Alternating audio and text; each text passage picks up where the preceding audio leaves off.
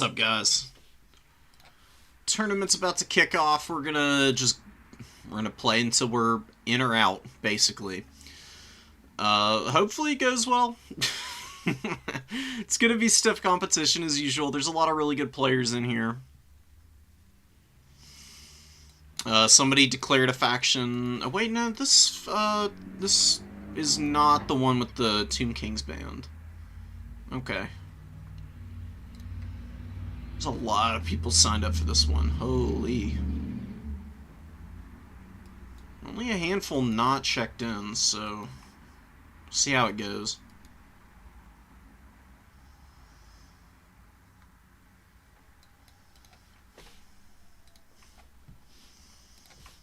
What mentions do we have pinged? Oh yeah, turn streaming. That would be what it is. Okay. But I can Let's go ahead, open up a lobby, and start getting ready. Oh, we got map bans. Oh, it's been a while since we've done map ban SFT. Oh, very cool. So the first round, it's Halls of Carrick Doom, Itza, and Twilight Forest. None of which are really bad maps for Khorne, quite honestly.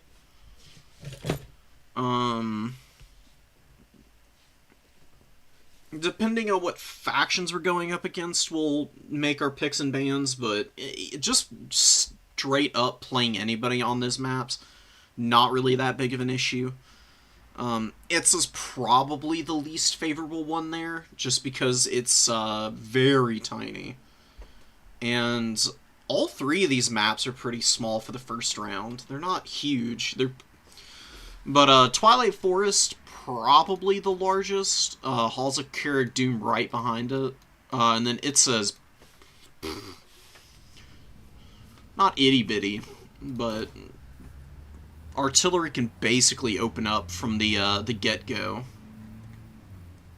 on Itza. So if there's a bunch of, if it's like Dowie or Chaos Dwarves, we probably want to pick a different map. That way we can at least force artillery forward a little bit before we engage.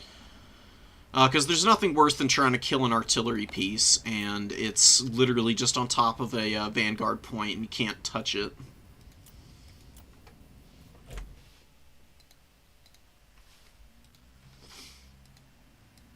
Time to cook indeed. What's up, guys? What's up, Ninja? What's up, Bumpy?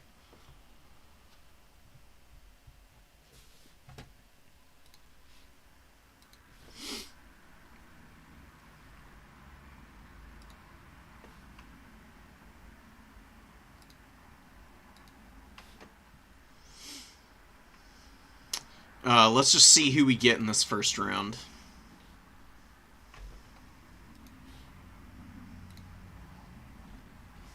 Got like 2 minutes before we kick off. So if it's artillery faction that we're playing against, ban Itza for sure. I'd love to play on Twilight Forest, quite frankly. It's a great map. It's really cool. One of the prettier skyboxes in the community map pool, for sure. I mean, that'd be a fun video to do. Yeah, thinking about it.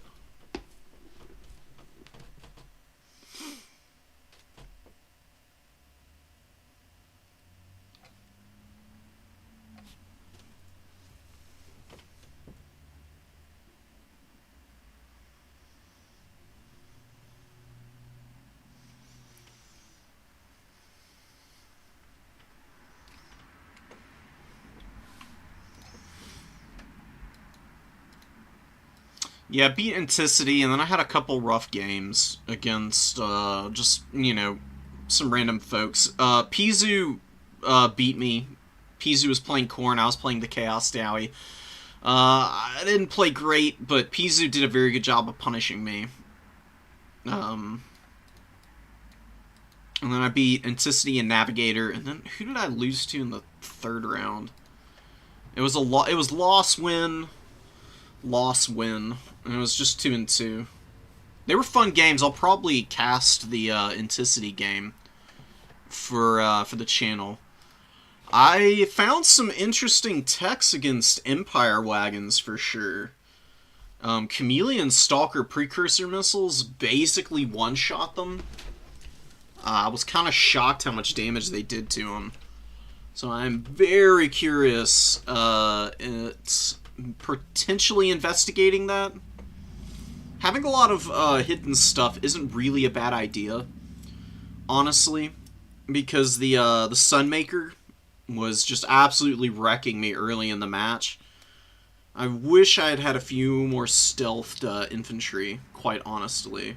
I think they would have been a little bit better for my army, my composition.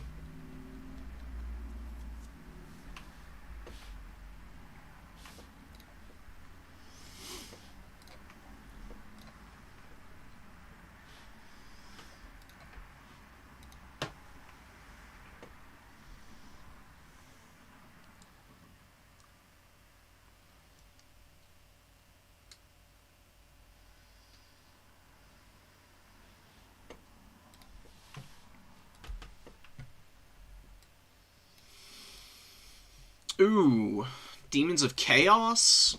Dude, Demons of Chaos, I haven't played a whole lot of, to be quite honest. I think you can probably just mix in a bit of everything and test it all out just to get an idea of what's effective. Pink Horrors are usually going to be pretty good. Bloodletters are always pretty solid as a mainline infantry unit. I think Bloodletters are better than Plague Bearers, to be quite honest. I think Plague Bearers are probably good in the Vampire Coast matchup. But Bloodletters are going to be better 9 times out of 10 because they just hit harder. They chew through infantry real quick, which can be an issue for the demons. Changebringers are always strong. Barons of the Bog, very good unit. As for the Demon Princes themselves, you can go with just about any of them. Zarevic is probably the strongest, just if you're trying to go for Lord Sniping and Battlefield Control. Lots of good magic options. Obviously has the Tzeentch lore. You got the Tzeentch passive that gives the 10% damage resistance every time you cast. You got Paragon of Change on this guy too, just constantly replenishing barrier.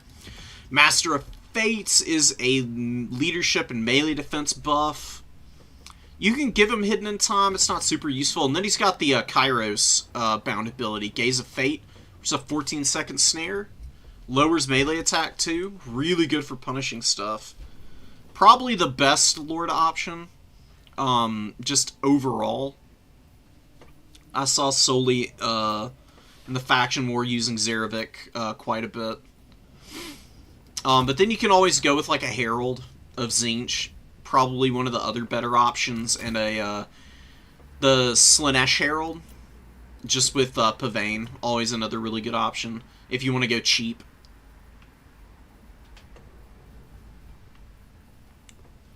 I wouldn't mess around with the heroes much. Kiranak might be good here with the Demons of Chaos, just because Kiranak can get heals and not get flattened, completely unsupported.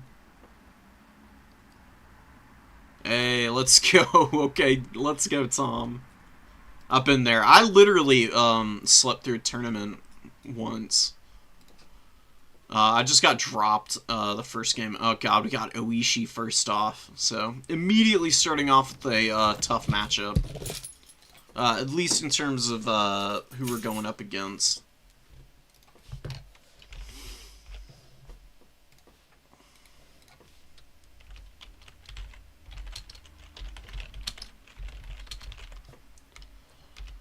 Oishi is playing the Warriors of Chaos, so this is probably going to be a good opportunity for me to test out a build I've been working on. We'll see if it works.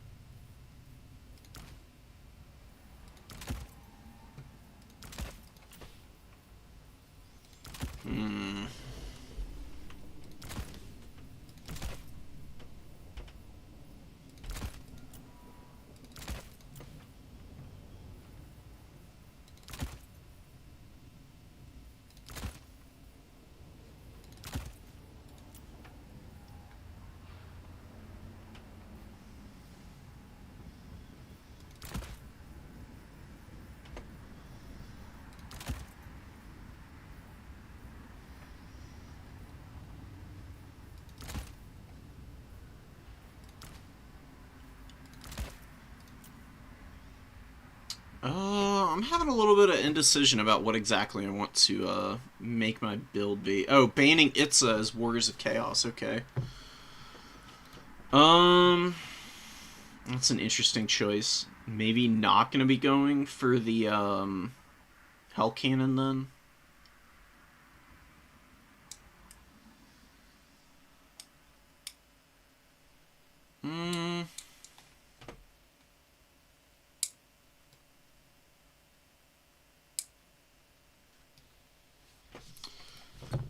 Let's ban Halls. Yeah, we'll ban Halls of Carrick Doom. We'll see what kind of mischief we can get up to. Instead here.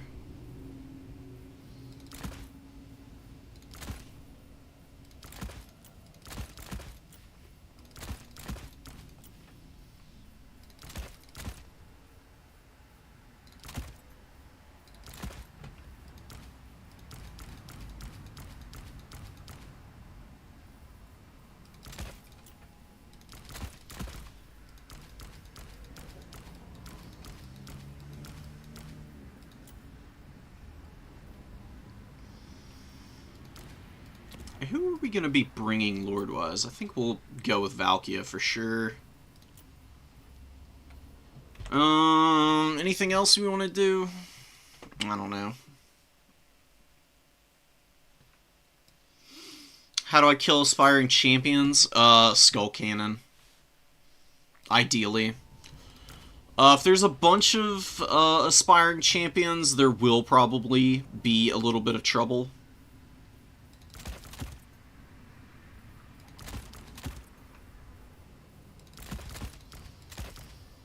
You're going to be using Blood Beasts also. They're very cheap and powerful. Probably just some Furies. What else do I want to mix in here? Another 2 horsemen. That's a lot of throwing axes. We could bring a dual weapon Minotaur, maybe.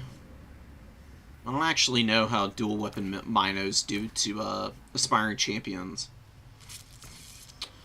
It'd be an interesting fight, for sure.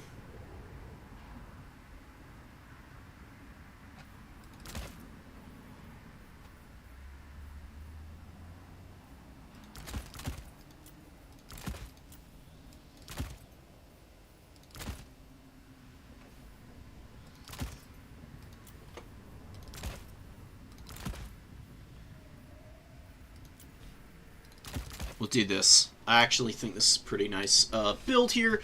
The double skull cannon can shoot down the Soul of Damnation if Oishi brings it. If it doesn't come in, skull cannons are still okay for poking at range. They're not great, but they can still get some work done.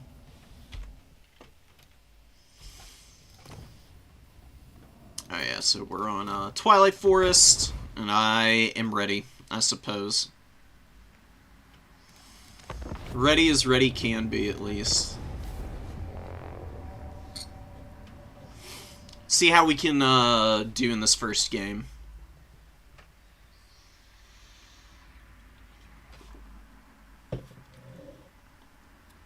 Chaos Knights trade okay into Hellstriders. You don't want your Chaos Knights to get surrounded, but that's where the Forsaken come in. And then, of course, I've got some, I've got Khorne in the build, too. They're usually pretty solid. There's ways for Khorne to deal with Hellstriders, without giving up too much momentum, which is nice. They are a very annoying unit. I don't ever really find them to be unstoppable, though.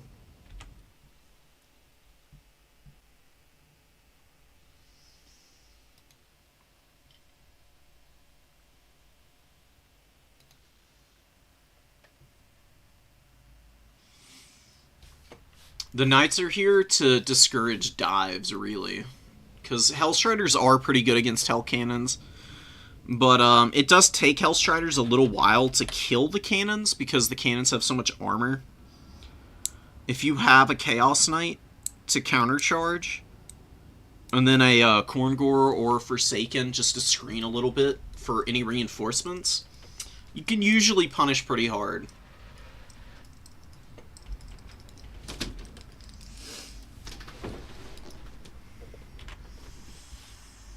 Oishi is going to take 50 years to pick, I'm sure.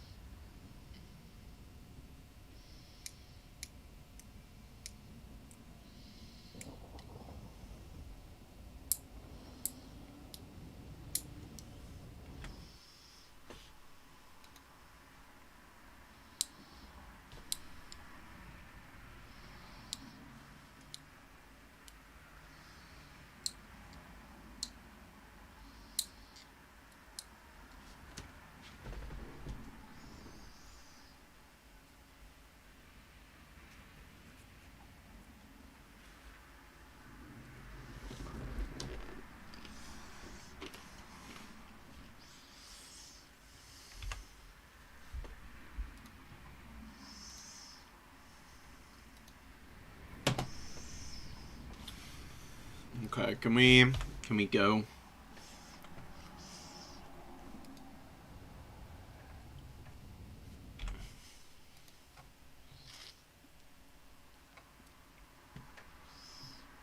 I can feel the edge wearing off.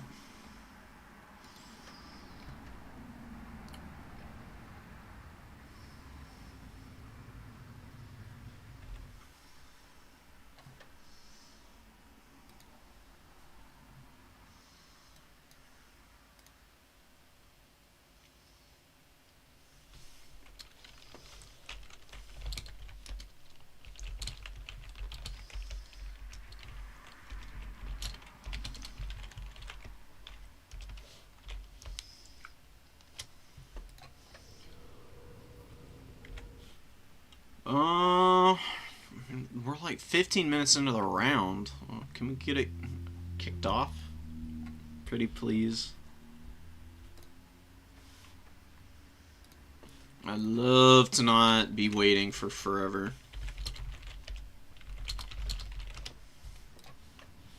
Send them something.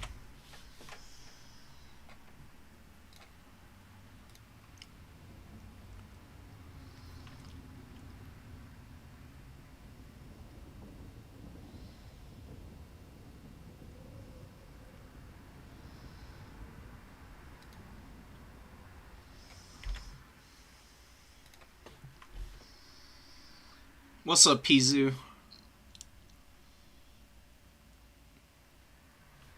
Yeah, for real. Like,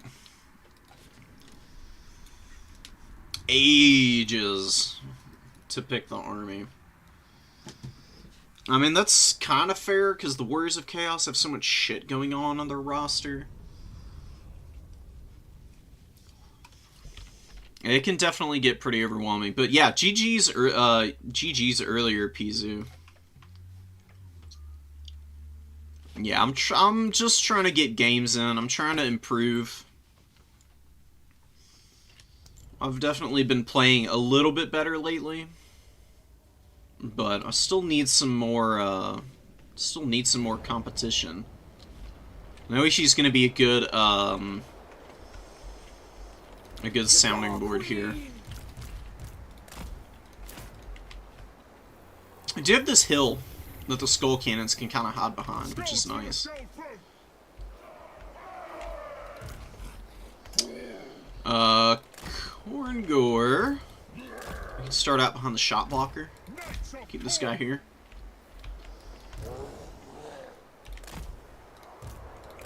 Keep the Forsaken here. The Forsaken are probably not going to move around a whole lot early. I mostly just want to see where Oishi's army is going to be setting up and positioning before I make any commitments. You can see this map is fairly small too. I mean, it's a... You know what, honestly, it might even be smaller than Itza now that I'm thinking about it. I think it's just that the actual, like, arena gives such a wide sense of space. Maybe I was overestimating how big this map is.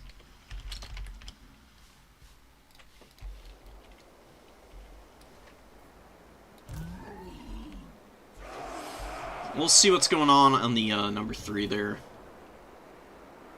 We're going to be a little tentative early with our pushes. Oh yeah. These guys can be in group 3. And they'll be in group 4. Yeah, we do have Sartorial here. We got a little bit of a skirmish build coming in from Oishi. Lots of Marauder Horsemen. Nothing too serious. Lots of Marauders. The Soul of Damnation is back here. I should be able to poke it down from range. I'm just gonna save our ammo for now. See where this damn thing is setting up.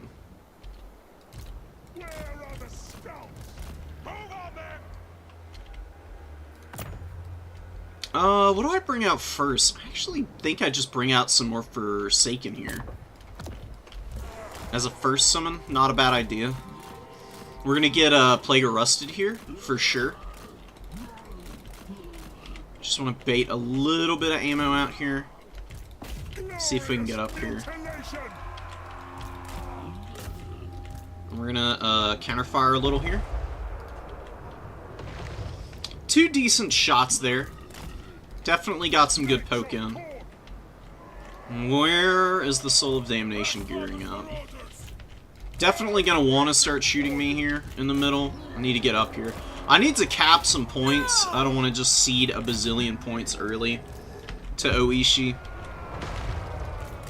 It'd be pretty brutal. Let's get up here.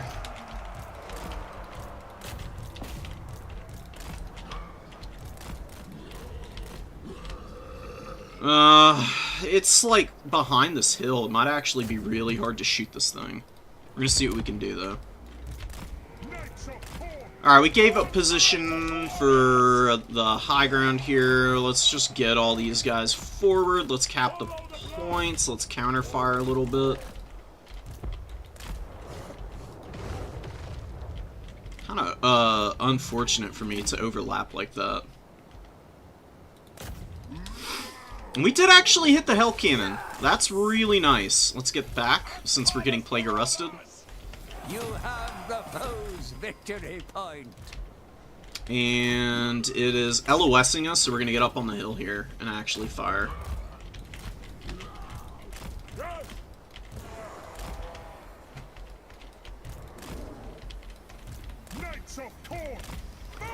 Can shoot the Marauders if he wants to. Can we dodge? It's so hard to dodge the Soul. It's a very frustrating artillery piece to have to try and avoid shots from. Basically impossible. Okay, one Skull Cannon has an angle. We'll see if it's able to break it down. It actually gets a really good shot in there. Killing the Soul of Damnation is going to be a big win for us. It's going to make this a lot less terrible of a match for me. I need to finish. Come on. Turn around, guys. Ugh, they're not hitting. Not hitting is big bad for me. We're kind of losing the trade, but just killing the Soul of Damnation is going to be huge. Come on, please finish.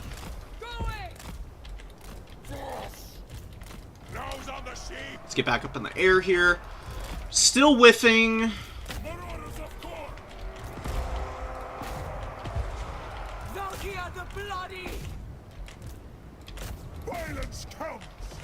Actually got a hit there. Trading's still a little iffy, but we're doing okay. Let's pull back. Does that hit?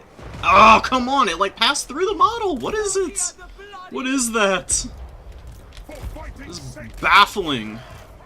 We're like at our last couple shots. If we don't kill the Soul of Damnation, I'm gonna cry, dude. I think we might end up not killing it, and then we're gonna get farmed the rest of the game. Now, he did fumble those horsemen pretty badly, which is nice. We've got our Furies here. We've got Blood Beasts moving up. We've been holding. Hit it! Oh my god, it passed right over its head! No! Oh, this is devastating. Okay, let's send the Skull Cannons to the low ground. They can still do stuff. What are these, Marauders? Okay.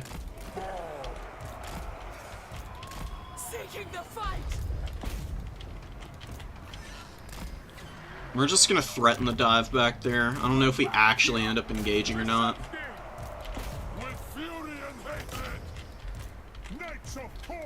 Knights fighting up here. We got shit going on. We need to get up in the front line with all our stuff, though.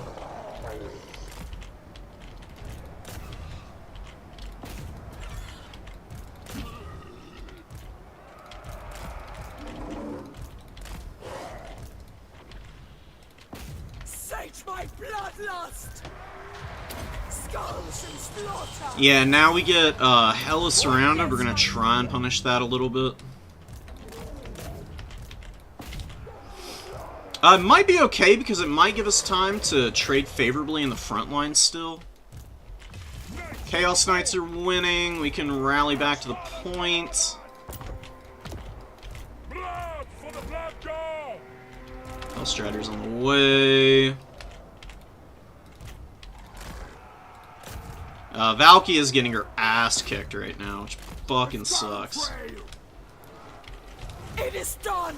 Did we kill the soul? It's somehow still alive. Oh my god, Valkia, no! I fumbled this game away, I think. You really can't afford to lose Valkia. She's just, it's kind of a non-negotiable with her. And I think I just got a little too aggressive in the backfield there. That was a big mistake on my part. But we're not going to give up here. See what we can do. Still got these Furies here, and maybe she routes out and ends up getting saved. It would be pretty gigantic if that happened. I'm not going to count on it, though. One of your units has been destroyed.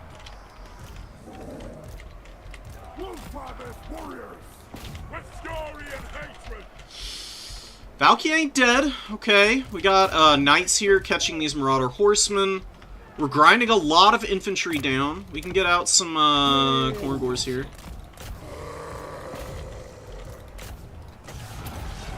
That was not a good use of that, but whatever. Okay.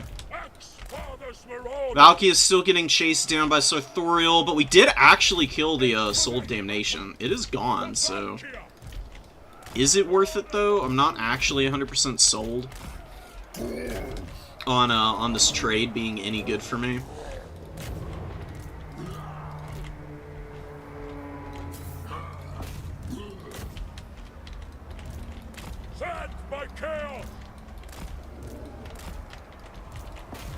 Okay, Valky is getting away. We can just leave her at the back of the map. Fuck it.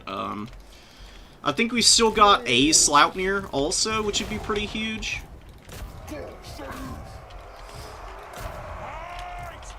And the Skull Cannons are actually really helping us sweep right now, which is freaking awesome. This is gonna be a really nice sword for me. Oh god, please. Run, run, run, run, run, run, run, run, run, run, run. Run, run, run, run. Before Oishi notices, preferably. Okay, pretty nice damage. We're just getting in here. We're running a bunch of stuff over. The Forsaken have been really awesome. Let's get the Skull Cannons away, though. And let's use our horsemen around the back here to sweep and kill stuff.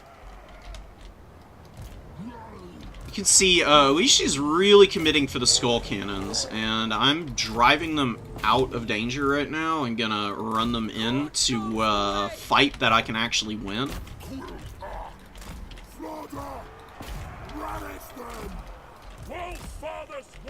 We need to watch out for more, whatchamacallits. Hellstriders. Oh yeah, there's some coming in. Let's get away. Let's get off and back and away and through and drag these Hellstriders to their doom.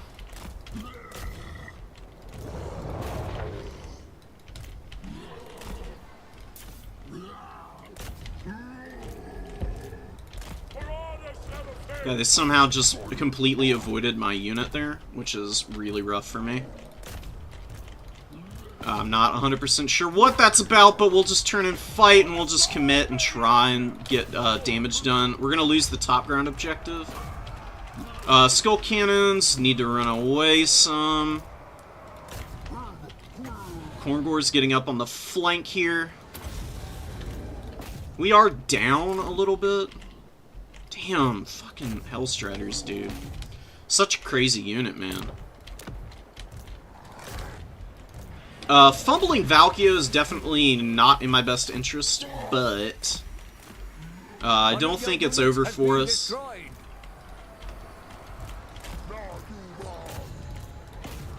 We got a decent little core of infantry and other units here on some of these guys. Get a Marauder up here. Oh, we got Sartorial caught here. Oh shit. Sartorial getting caught is huge. Finish the surround here and kill this motherfucker, please. It's Operation Kill Big Chicken basically now. These guys are gonna go over here. We're gonna run away. There's a big blob of stuff coming in. So we're actually gonna disengage from Sartorial and just try and finish this Hellstrider.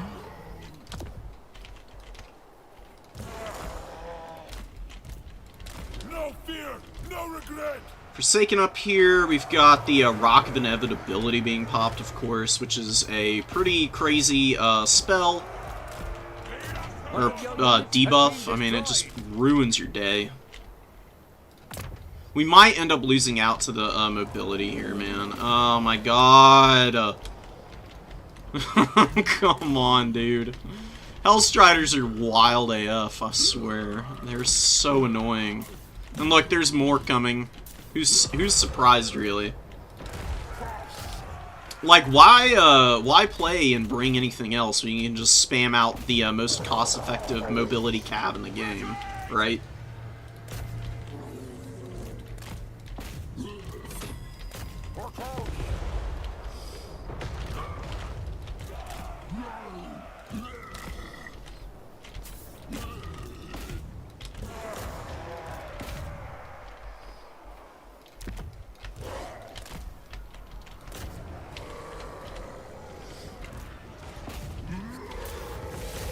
Fire here.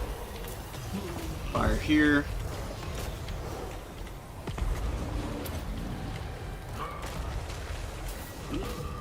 Let's get the injured one into combat. We're gonna do what we can here. It's not looking great.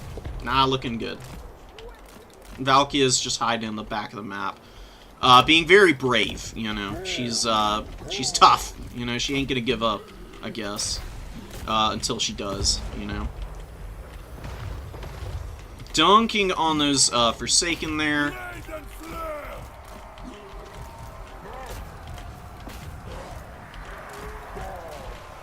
Let's get around this guy. All these Forsaken are gonna go to the middle. The Hellstrider got me. We're gonna charge there. Not having a healthy Valkyria sucks. I made a big mistake with her. I shouldn't have sent her to the back. I actually think that my Fury alone would have actually been able to finish the fight. And then I could be using Valkyria to hang on to these points and threaten Sartorial. Because Sartorial has been really obnoxious, and I have not been able to deal with him adequately here, which is really brutal. And Valky is just too low to risk her. Like, she's just hanging out at the back of the map trying to not get completely obliterated here.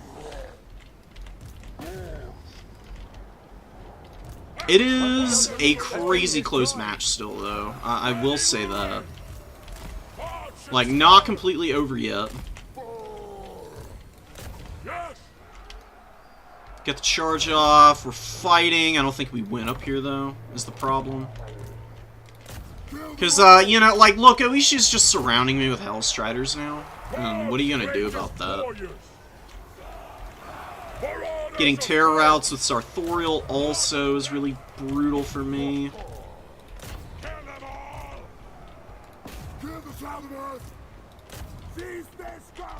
I'm going to try and fight here.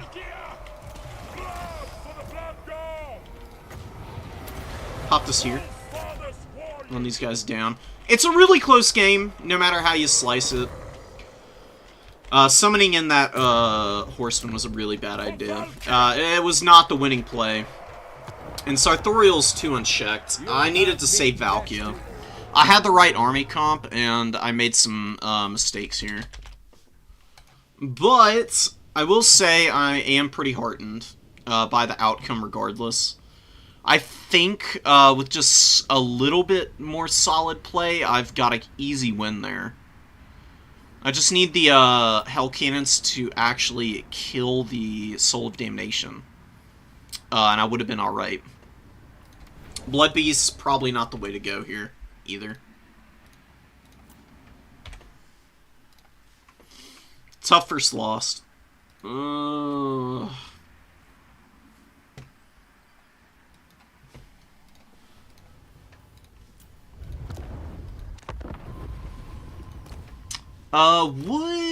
I forgot that Twilight Forest also has some funky terrain on it.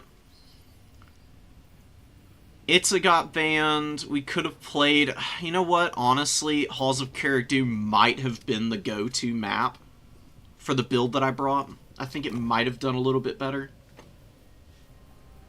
There's not as many places for the Hell Cannon to hide.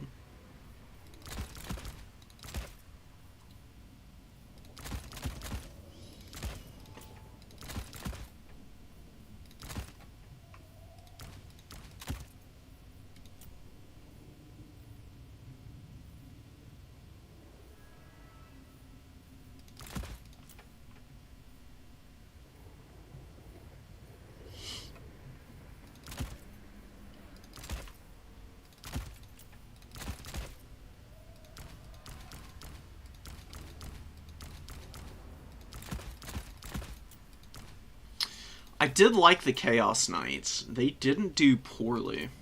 Honestly, maybe, this is actually probably not a bad idea. Double Chaos Knight into, Warriors of Chaos. Like, now, when I'm really thinking about it, it's really not a bad idea. I mean, they are gonna bring Hellstriders. They don't have a lot of AP Cav to counter you. If they do bring AP Cav, it's going to be the Rotting Riders who are weak to fire damage anyways. So you can probably grind against them a little bit better.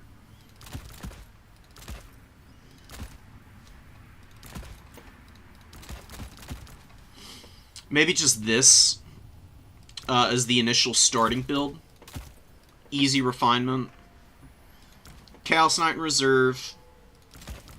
Couple Blood Beasts would still be nice, because they are pretty good against,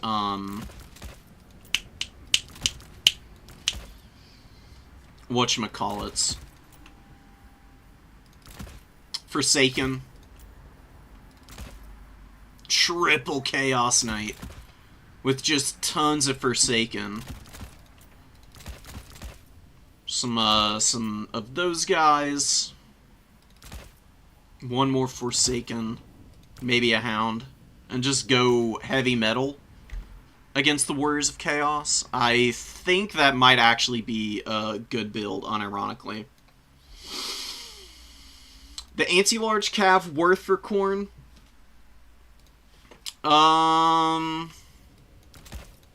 They can work if you have a Blood Speaker. A Blood Speaker honestly might not be a bad idea either.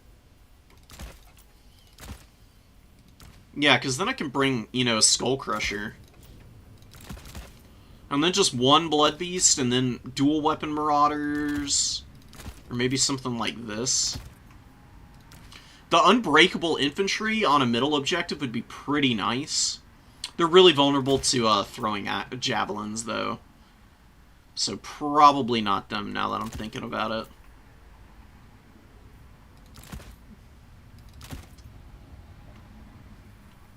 Yeah. I mean, Skull Crushers hit hard as hell. They punish enemies trying to engage you. If they get a surround off on Sartorial, they could kill him in no time.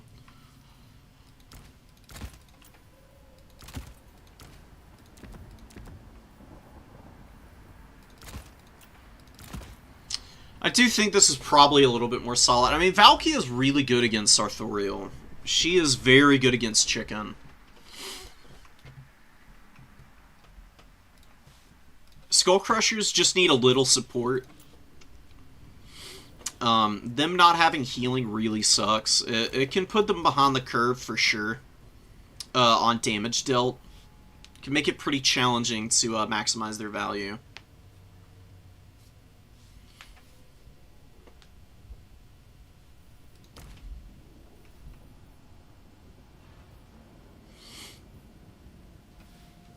There's a give and take to Chaos Knights versus Skull Crushers.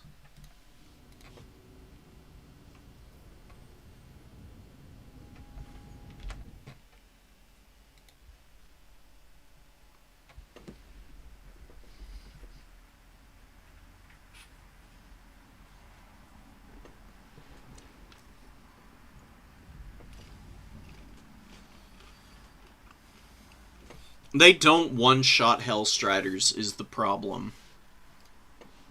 So Skull Crushers, like compare a Chaos Knight of Khorne to a Skull Crusher. You get fewer models. The weapon strength doesn't really increase all that much. Like you're going from 53 with a majority base weapon damage to 64 with a majority AP with a bonus versus large of 10. They don't outright kill Hellstrider models, and these guys can get surrounded and dragged down by superior numbers because there's only 32 of them. Their charge bonus is really nice. It helps them out a lot. I think Chaos Knights are probably a little bit better against the Hellstriders, though. Just because when they actually collide and clash, the Chaos Knights have way more models. Coupled with the fact that they have pretty equivalent stats to the Skull Crushers. Pound for pound, I think they probably trade a little bit more efficiently against the Hellstriders. But the Skull Crushers are better against really elite Warriors of Chaos stuff.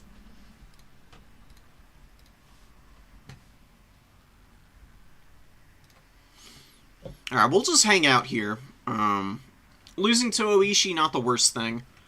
As long as Oishi keeps winning, we'll get some really good tiebreakers, and maybe we can get up into the top 4.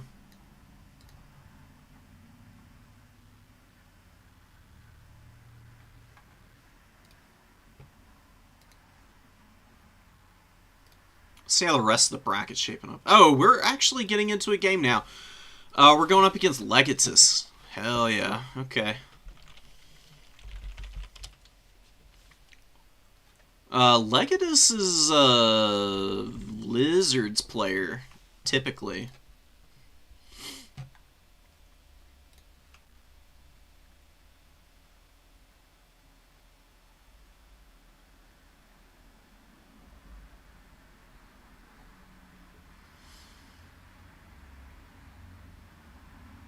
Is Legate on Lizards? I don't actually see Legate's declaration. I guess we'll just find out then.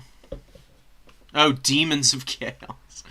Oh, duh, of course. Oh my god. Okay, well. This is gonna be a fun one. On God.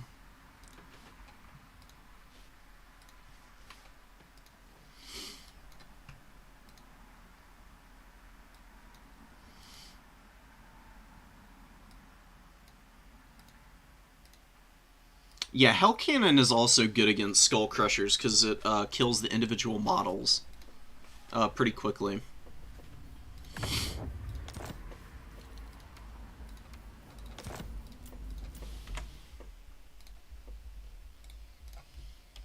Well, let's invite our gamer here.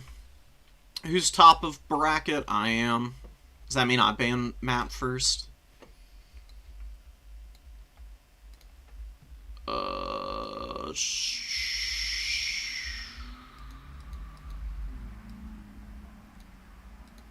Okay, so I banned first map. I have no idea what the Blood Grove even is. What the hell even is that map?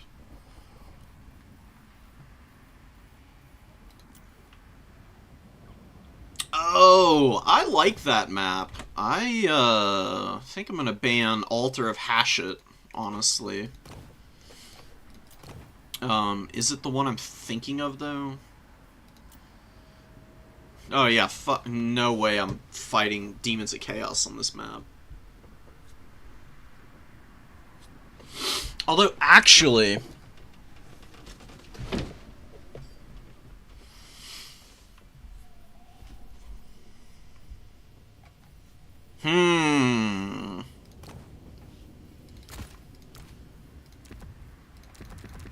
We'll see about it. Do we bring Scarbrand? What do we bring?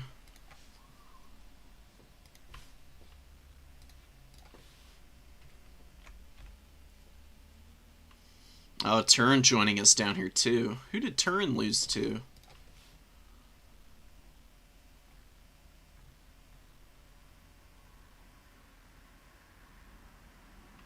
Oh, to Abdel. Oh, to the Dark Elves. Dark Elves versus Nurgle.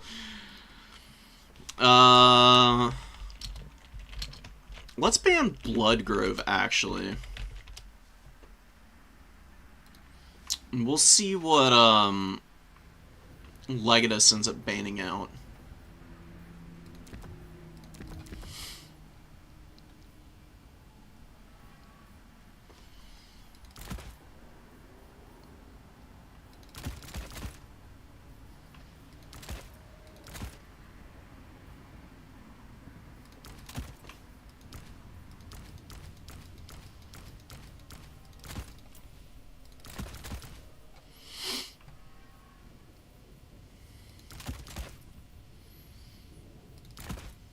Definitely need some of these and these. A couple of these guys. Actually gonna leave them off the table here. Don't think we need them.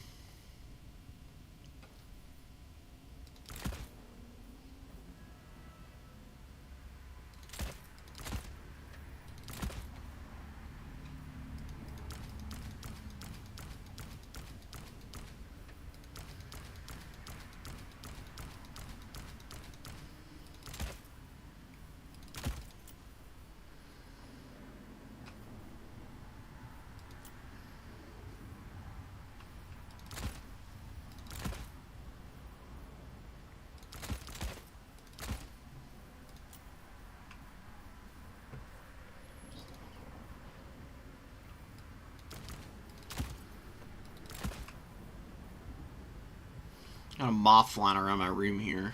Driving me, only vaguely insane. And yeah, maybe one of these guys. Ain't a bad idea.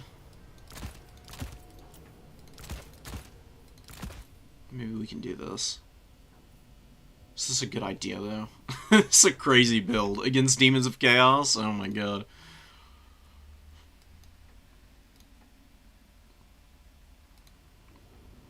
Oh, we're gonna play on Altar of Hashut.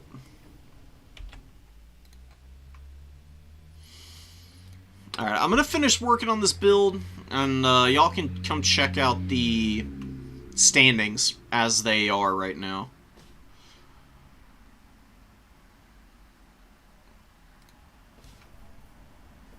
I think I'm actually gonna actually start from scratch. I don't really like that build.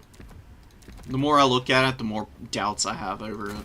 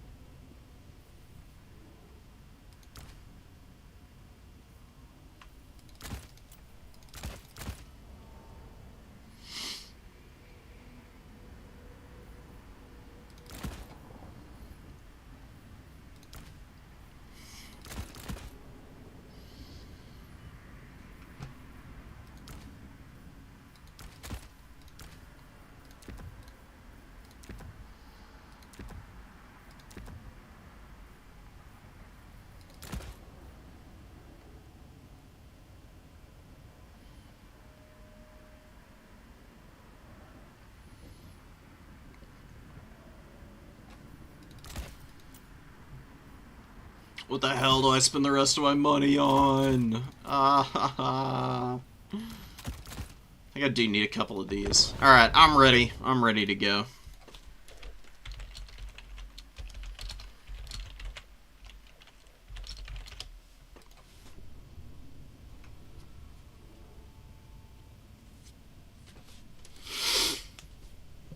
So we changed the build. I changed the build a bunch. Y'all see it when we get back in here.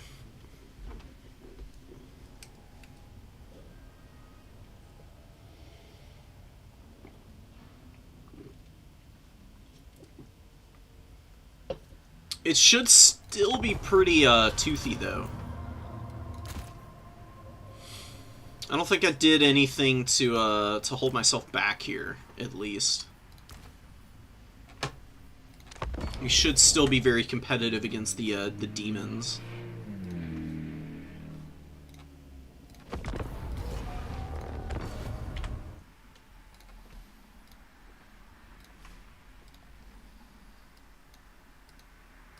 What's up, Hoot? How's it going, bro? Didn't win the first round. That was unfortunate. We played a pretty damn close game against Oishi, though. I made one big error. If I had not gone for it, probably would have ended up winning the match. Just getting Valkia, like, wrecked in the back lines was not the play. I was able to shut down the Soul of Damnation anyways. I need to be as aggressive with her as I ended up being.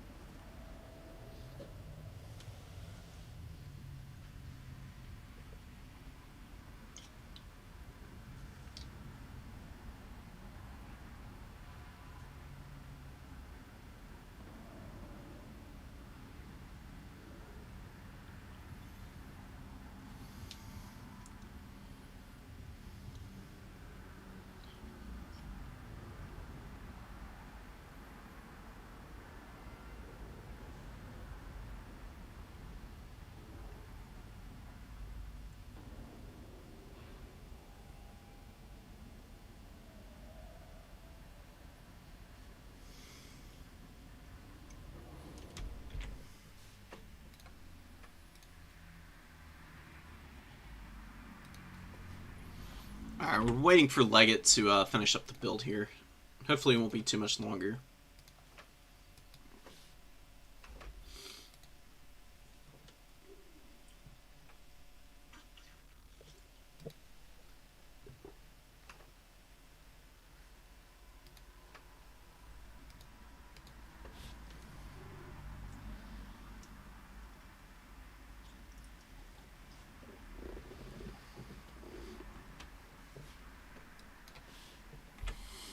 Who else is in the tournament here?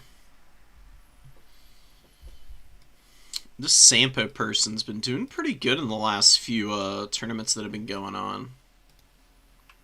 Like, beating some solid players. We got Hitman Hippo and Ticity up here. Oishi, of course, beat us. Abdel beat Turin. Falling Star, Debulch, Maximillionaire, who's a Vampire Counts player. Jack playing the Dowie. Adam Poison Martin, Apostate. Wish and Tom are all the people who've got a round 1 win. Okay. We're probably going to go fight over the number 1 early. You'll see my build in a sec. I think it's solid. I'm not too fussed about it being vulnerable.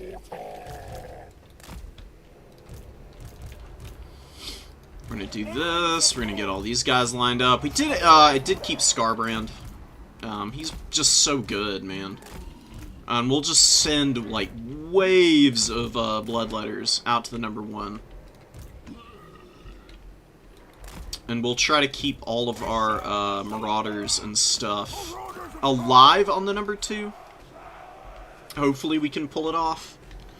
We'll need to be careful for Changebringers or something like that. If Leggett brought Changebringers, we've got a couple Furies, and then we've got Rampages from Scarbrand. That's about it to counter them, though. Which could end up getting really risky and dangerous, but Scarbrand, you can micro him around well enough, can usually avoid the worst of the fire, and drag them onto the ground with Rage Embodied, because they are really short range. It's like 100 meters, I think, is the range on the flamethrower.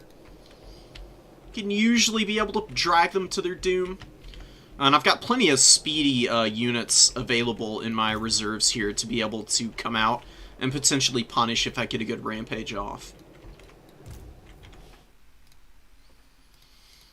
Okay.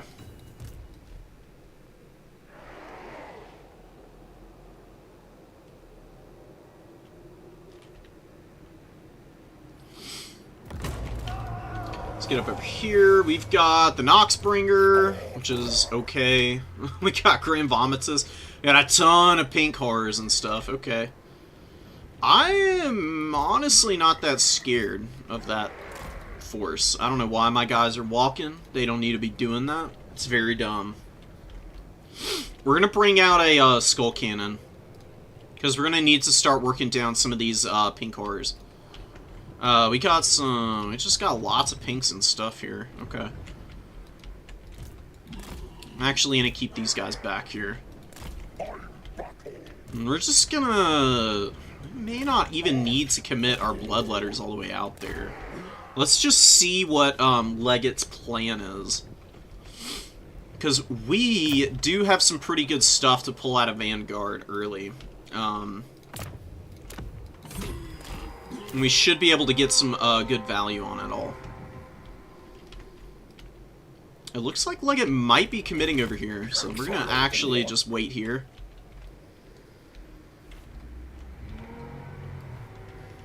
Enemy reinforcements approaching. There's the Changebringers, of course. We'll mirror them with our boy.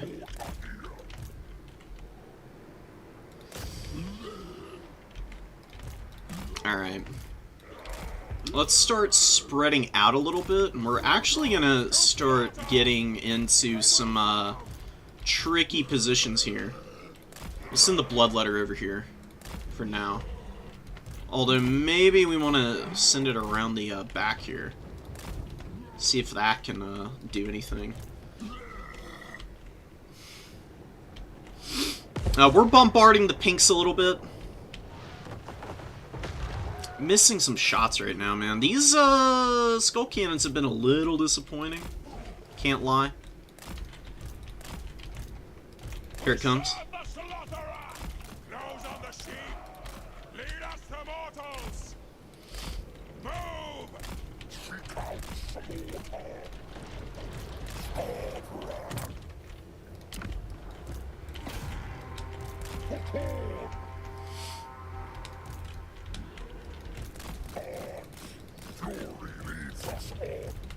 Okay, I think we can actually pull them to the ground here.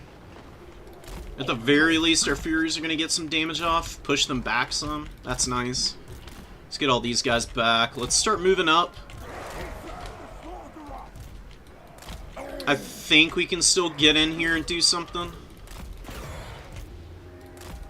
Ugh, man, the Changebringers are so dangerous, dude.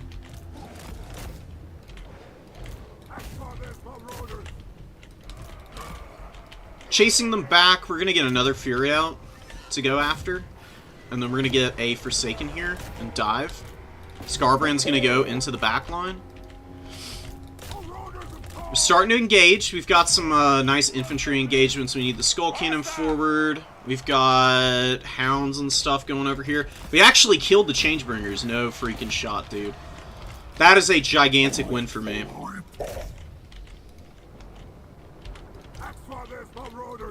Let's get our units up through the middle here. What the hell is going on with them? Why are they not responding?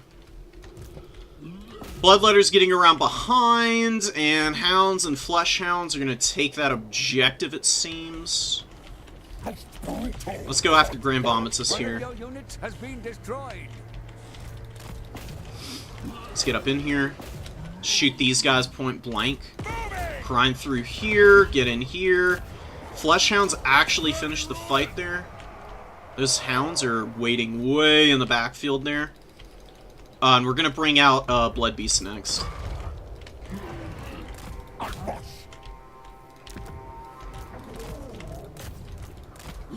Push through, get on all of the stuff here. Those are just Demonettes. I'm not too worried about them, honestly. We got a big win here. Holy crap. Okay. We've basically overrun Leggett's army. We're gonna camp the spawn point here so that nothing can come out.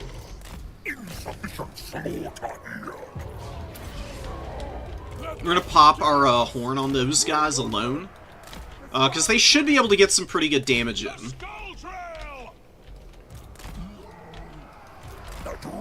Scarbrand is being a rampaging lunatic, which is awesome to see.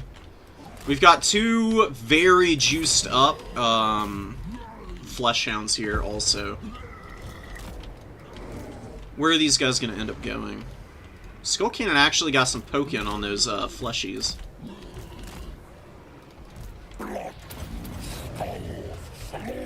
Okay, so we forced it all to the ground. I mean, they were going to engage anyways, but we can punish extra hard now.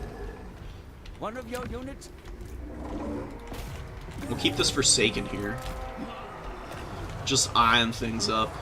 And yeah, we are crushing the Screamers. Grand Vomitus is doing a little bit of damage. Shouldn't be impossible to be able to take him down, though.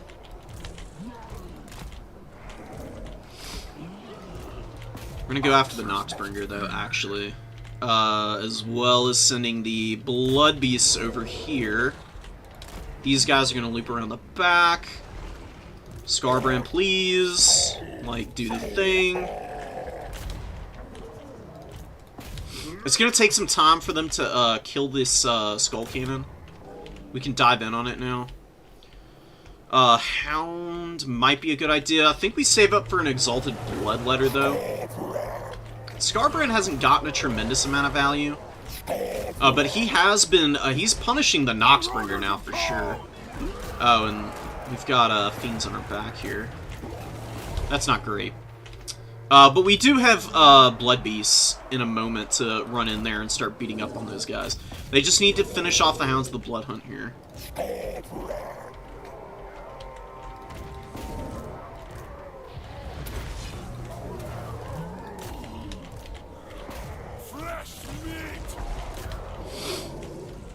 Alright, well, that guy escaped, but it's not that big of a deal. We'll get an Exalted Bloodletter running up here. The second Wrathful Reaper wears off, we'll still be able to rampage it in and kill it. We're just going to buff all these guys up for now. Skull Cannon is just going to sit and shoot. Blood Beast, try and kill this guy, please. And yeah, look at the poor Noxbringer back here. Just not having a very good time. Like, my actual value on Scarbrand has been a little lacking. It hasn't been amazing. We can just leave that objective now. It's obvious not anything's coming out of there anytime soon. We just had a Chaos Fury get summoned in. Blood Beasts are all over Grand Vomitus, who is not able to disengage. The Furies are, or the Fiends are getting dragged down. We got plenty of Bloodletters left. Scarbrand's coming back in for another round. I didn't really get to use the Breath Attack. It's situationally useful. Like, against Blue Horrors, it'd be pretty nice. But we're just going to try and finish this fight now, because Grand Vomitus is very stuck. Scarbrand should be able to put the absolute beatdown on him from here on out. He's going down. We got the points. We're hanging on. Nice. Okay.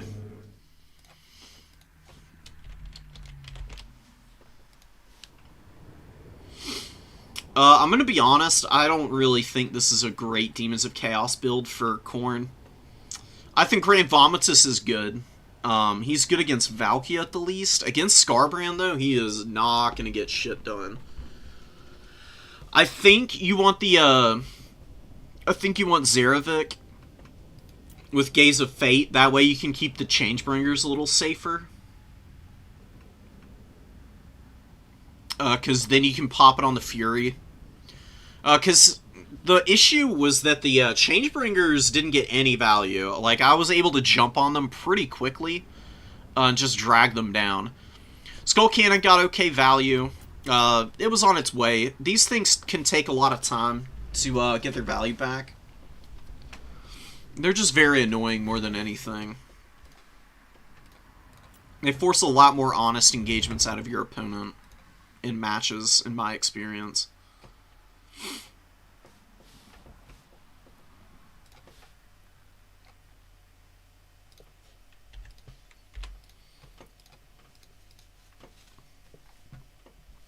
I'm really starting to fall in love with Skarbrand.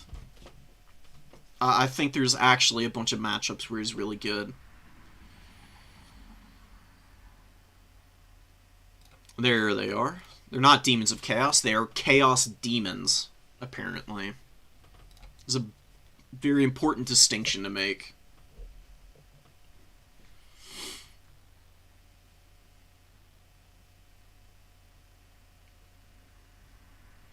Oh, Boss lost to Maximillionaire. Wow, okay.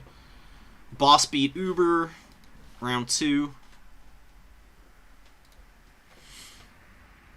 Leggett was expecting Marauder Horseman, apparently. Oh my god, Dwarfs versus Skaven for round 2. Ouch. Big freaking ouch. Did you get Giselle to death?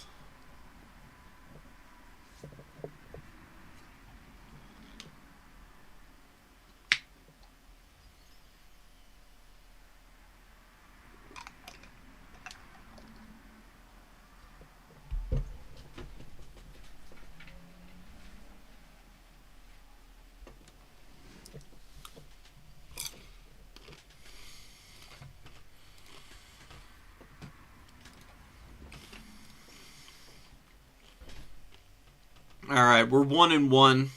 So begins our long climb from the bottom of the leaderboard here.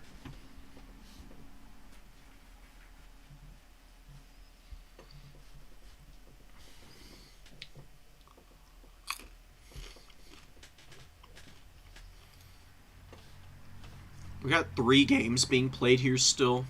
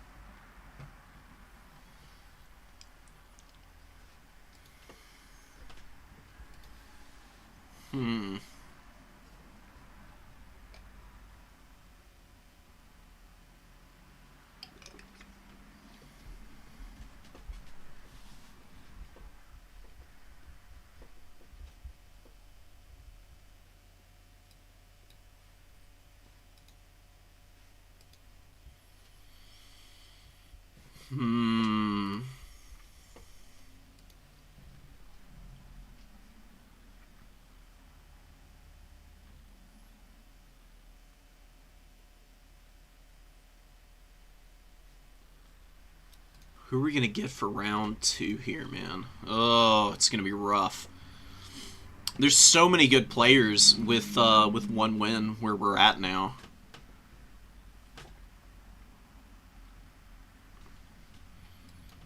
I mean, honestly, I'm hoping that we end up going against Nurgle, because I think I can take Nurgle down. No thrills, no frills. Going up against Dark Elves would be doable.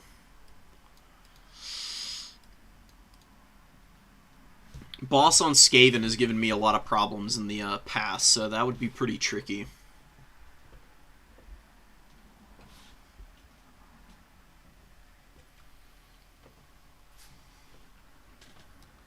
Yeah, that's usually the issue with the Dowie against the Skaven. Even if you do okay the first go around, they've got so much cap weight that they can equal the Dowie for just chaff on the points, and then they can also just bring in way more impactful weapon teams. Jazale's sweep Dowie gun lines all day, every day. Not even a close fight.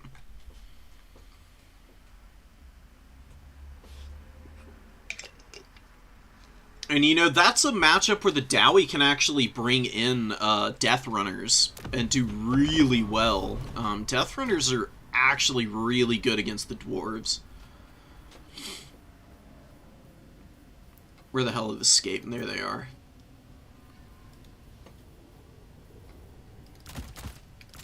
Like, honestly, 3 Death Runners in the opening isn't even a terrible idea. You can totally run up on a point and take it early for free away from the dwarves.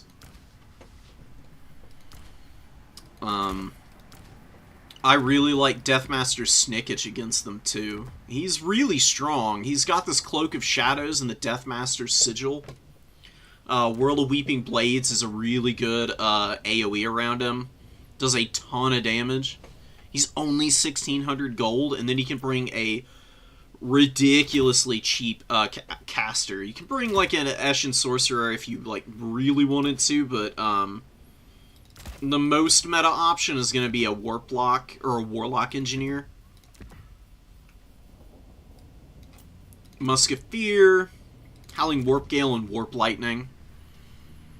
You just hit Dowie Infantry with Warp Lightning, and then Howling Warp Gale you nail all the flyers down with. Death Frenzy's not bad either. You can bring that if you want to. You can give your units some extra damage, which can be kind of nice. This is a really cruel build to bring against the dwarves. It's something like this. Because Snickich can go after the lords, he can maybe try and snipe them. Even if he doesn't, he can go fight in the front line with some clan rats and reduce Dowie armor by 50%. He can pop Whirl, and he can always disengage pretty easily. He's really strong. Very underrated. You mostly just see Ikit, though, because Ikit is absolutely cracked. Insanely powerful.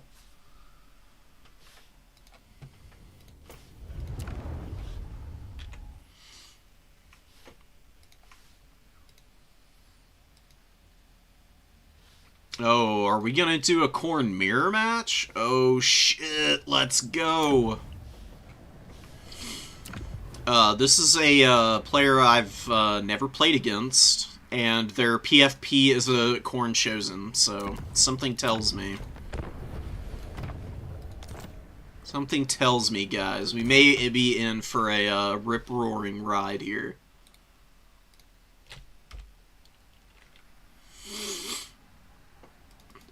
Oh. Hold on.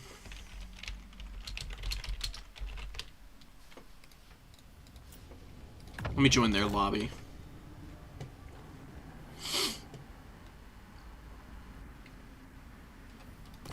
Oh, it's not Khorne. It's Nurgle. Okay. Lol.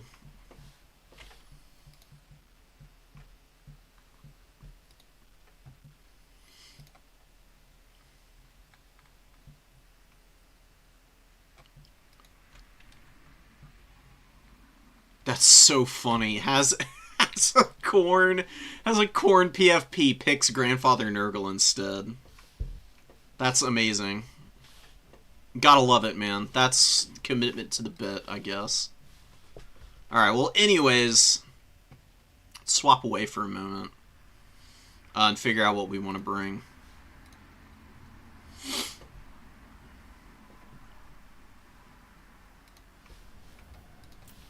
Get rid of that. Start bringing some stuff in.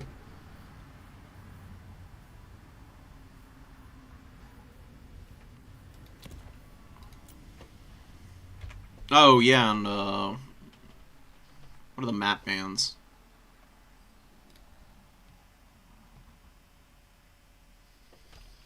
Come on, Total Tavern, you can do it! She can give it. Okay, well, I mean, Wish needs to ban the first map. So Celestial Lake is the ban. Oh, Crystal Lake, Celestial Lake, and Decrepit Moor? What's gonna be better against Nurgle? Oh, we're playing Crystal Lake, of course. Ain't no fucking way we're gonna play a home objective against Nurgle. Get out of here with that.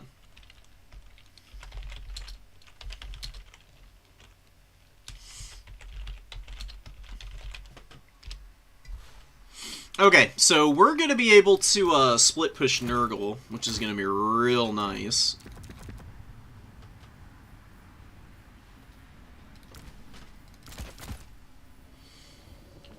You know, I mean, miss me with playing honestly against Nurgle.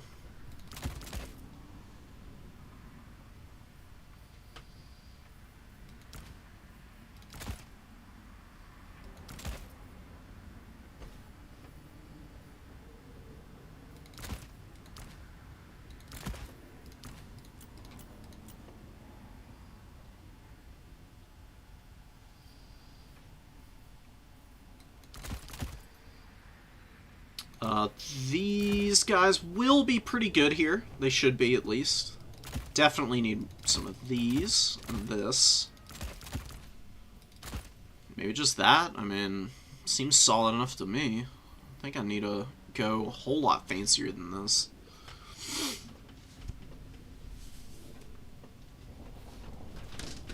A little bit of hard-hitting stuff. Lots of mobility.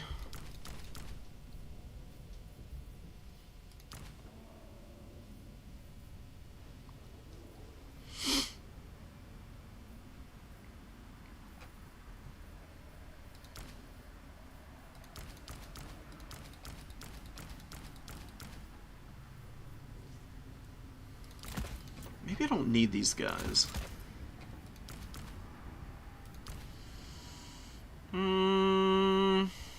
Yeah, actually, yeah, I think I do need some more in reserve. Okay. Cool. So we got a nice map to fight Nurgle on, honestly. Crystal Lake's really awesome. Gonna be really nice to be able to maneuver around and avoid the worst of Nurgle's army. That's the hope, at least. No guarantees, of course, but we should be at a mobility advantage at all times against very, very slow Grandpapa Nurgle army.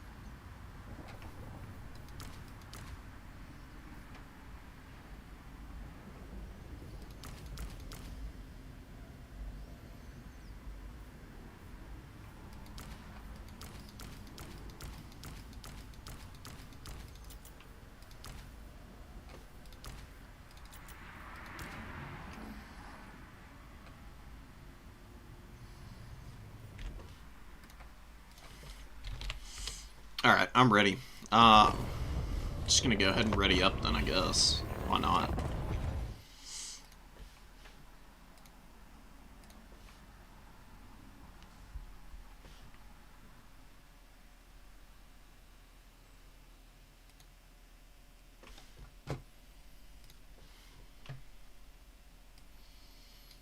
Let's go.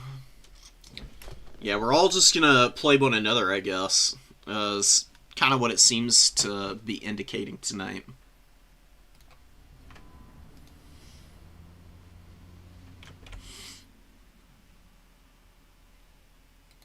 Let's see if we can humble this person for being foolish enough to rep Khorne outwardly while selecting Nurgle surreptitiously.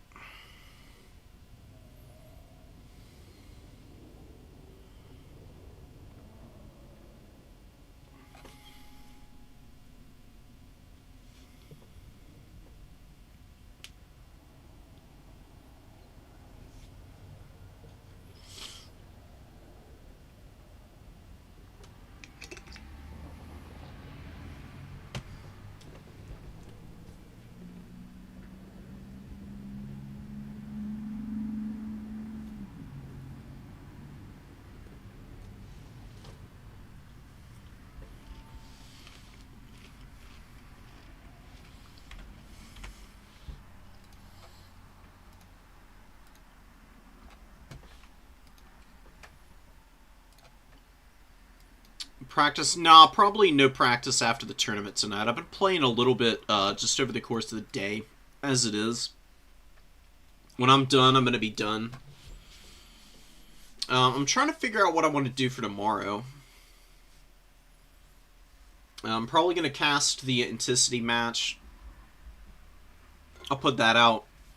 Maybe I'll do some campaign on stream. I've never done that, but it is something that I'm interested in doing. I haven't played campaign in a hot minute. I think it would be a good breather from all the multiplayer content.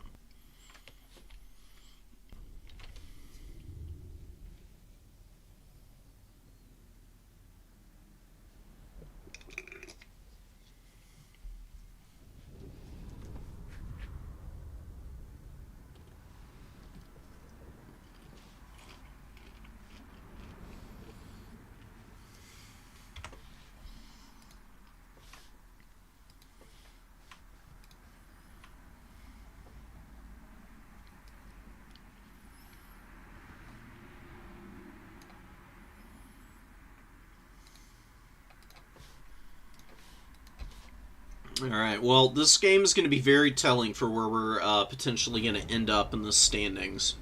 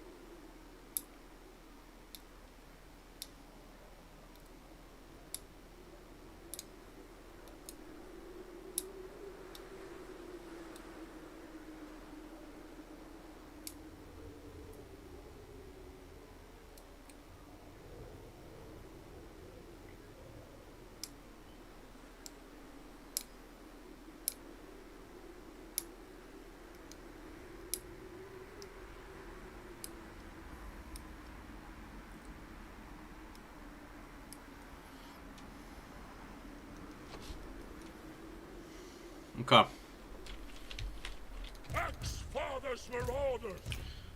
We are ready for Nurgle shenanigans, I hope. We brought a lot of the usual standbys. I don't know why you can toggle the teleport on immediately. That would have been really funny. If I unsummon my Skull Cannon at the start of the game. And just make sure nothing else got clicked in the meantime. Okay. For orders of Khorne! Takers of skull. Axfather's marauders. Oh look, we're not gonna keep these formations set in stone. We're probably gonna end up moving this force somewhere that Nurgle isn't, would be my bet. If Kugath is on the field, you just ignore Kugath. Kugath is too hard to kill. He's honestly not worth the effort. Like, Skarbrand can come in at the end of a game and maybe kill him, but,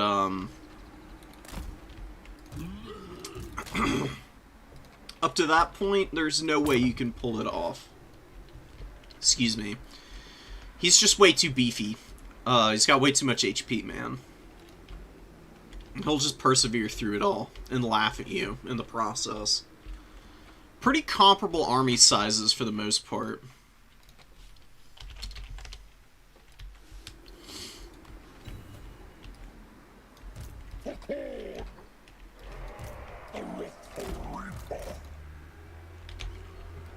Oh, we got a Chaos Lord. A Noxbringer, Toad... Oh, just a standard old Toad Dragon. What the hell? Okay.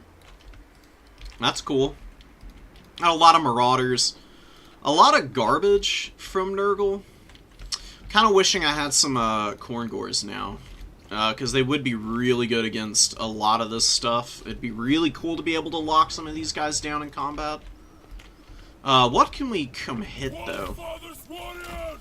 We can still go with our, Keep it from the foe. we can still go with our early idea. We can still play a kite build into this. Nurgle's gonna be very bad at holding objectives, actually. Anything expensive? Not at all. It's all garbage.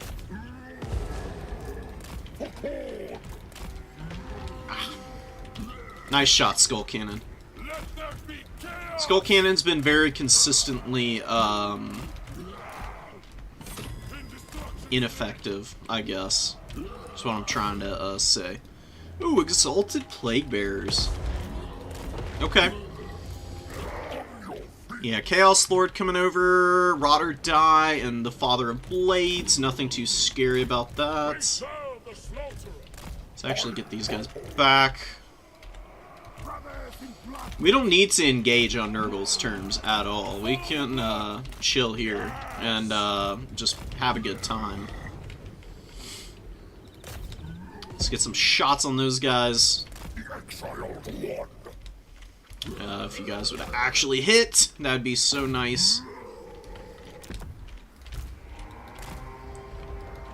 Skull Cannons have been a little inaccurate so far, but that was a really good shot. Oh, baby, that was beautiful. That's big damage on a very expensive unit. It's a little slow to be bringing just that out early, man. Finding victims. We serve the slaughterer. Let's pull back some. You don't want to leave the Bloodletters unsupported out here. We'll leave one Blood Beast over here. Brothers in bloodletting. Let's pull back. Oof, that was a good shot, man. Owie. Yeah, the Noxbringer can definitely hurt. Interesting. We're gonna Spirit Leech Skarbrand. That's gonna take forever to finish him off.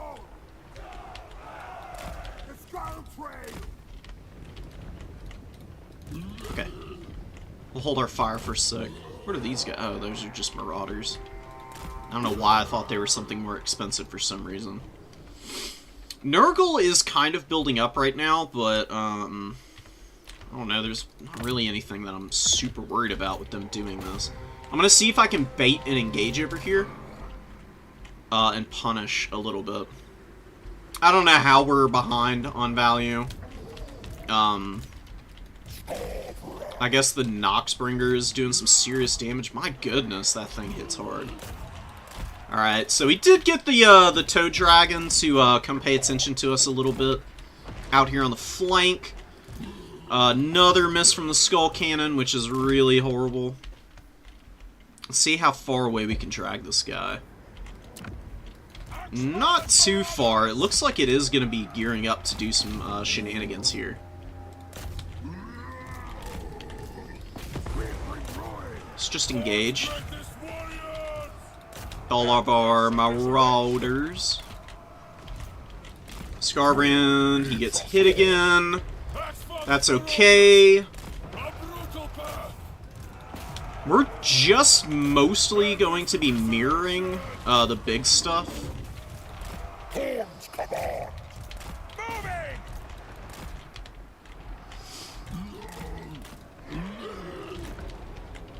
Big damage in here against the infantry. Let's get away from these things. These guys can charge in here. Let's get another flesh hound out. Let's get away. Yeah, Fata Buna. Honestly, though, that's not a very good Fata Buna target, if I'm gonna be fully honest about how I feel about that. It's kind of a huge waste. It's just not gonna accomplish much of anything. We'll get Scarbrand up to kill the Beast of Nurgle over here. Or actually, maybe even be able to finish off Big Guy. We serve the slaughter. Move on them! Kill them all! Searching for battle! And now we're popping Slaughter and Carnage, and we're just gonna get in and butcher all this stuff. Rotting Riders incoming. That's gonna be really annoying to deal with. They are very powerful. But by the time they get here, I think we'll have killed Plague Toad. Plague Toad does actually break here. That's pretty awesome. Scarbrand can hold in here. We're gonna get a fat freaking buff in on all these units. Do we have anything that can chase that down, though? We do have some flesh hounds over here.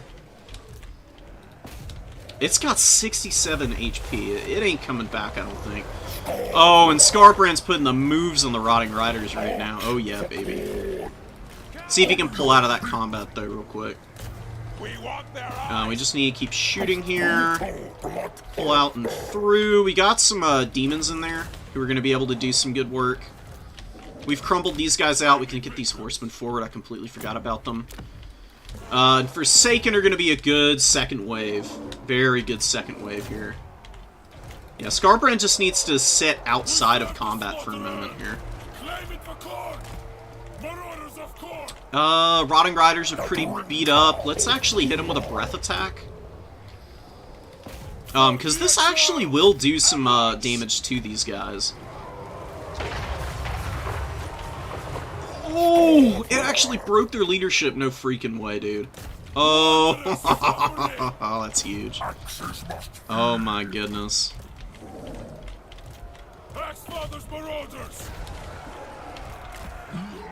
Yet again, I fall in love with Scarbrand's utility. Now we're gonna rampage everybody.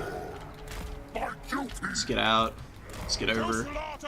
Let's get another Forsaken forward.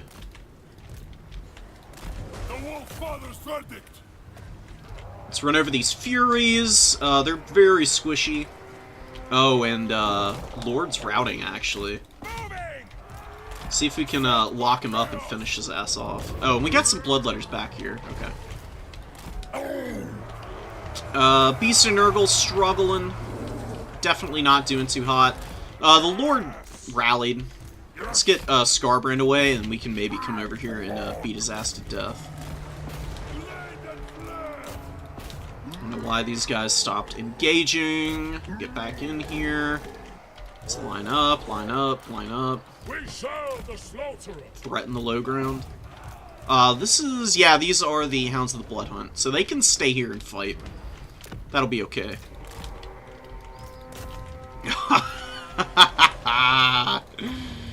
Can we kill him with the breath attack? Please let me kill him with the breath attack. It'd be so funny.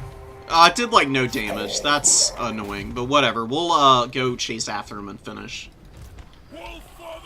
I really thought for some reason that was gonna actually, like, kill the Chaos Lord. Domination or death. We just got a whole bunch of stuff going on up here. Nothing too insane. We do lose the hounds here. They got their value back. We just need to make sure the Lord goes off the field, and I think we got a win here. We serve the slaughterer. Surround on the Noxbringer. Blood Beast did pretty damn good. They got 1100 value. I don't know why they have 2 chevrons about it. I knew it. Unending glory is yours. Oh man, that's satisfying. Nothing better than killing Nurgle acolytes.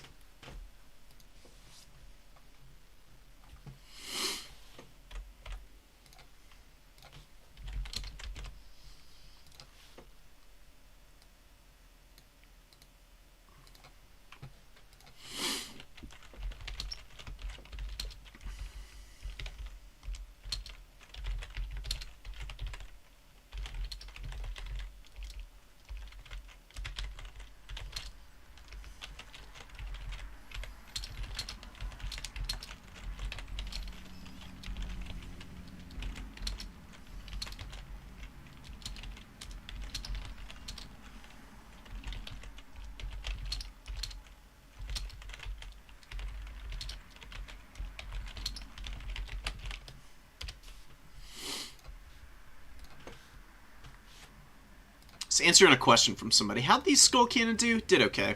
Got another Chevron. It was grinding through infantry, getting ammo, attracting dives and attention. The Toad Dragon got the absolute hell kicked out of it. Chaos Lord didn't do anything.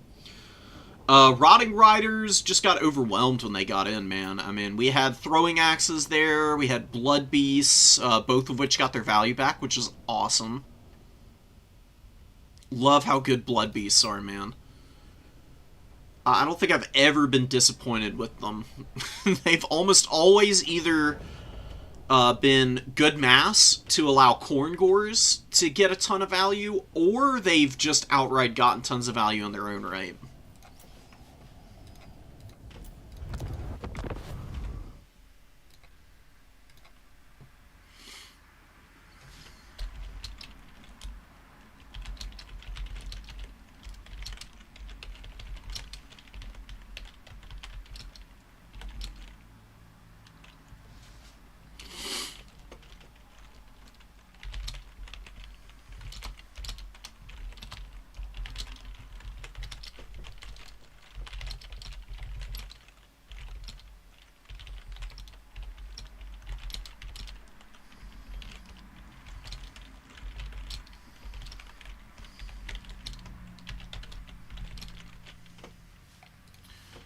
There's a newish player that I'm talking to right now, who just got the game recently.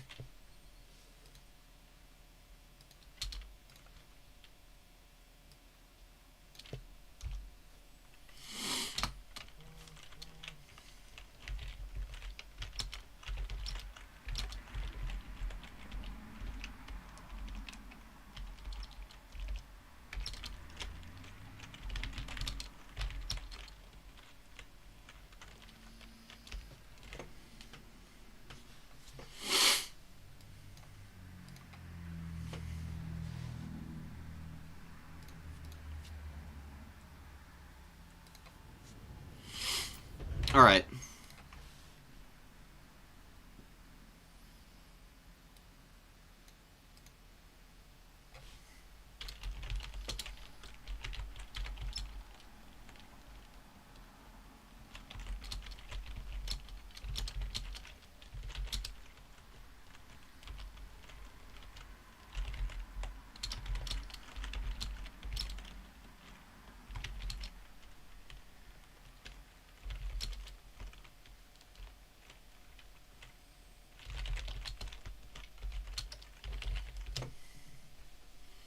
Cool. Okay, well, did we report our game? I don't actually think I remembered to. Let me do that real quick.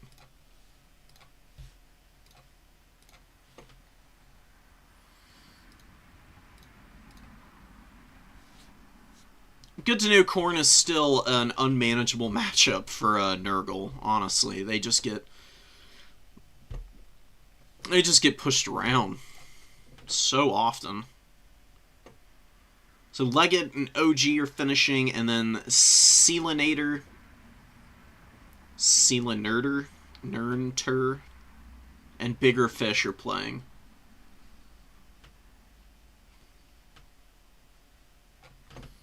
How are we doing in the how are we doing in the points department? We don't have very good tiebreakers right now.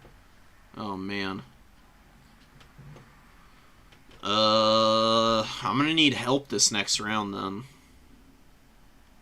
I mean, Oishi has been sweeping everybody, but Wish is down here with 1 win, and Legate hasn't gotten a win yet. Although Legate could get a win this round, which would help me out.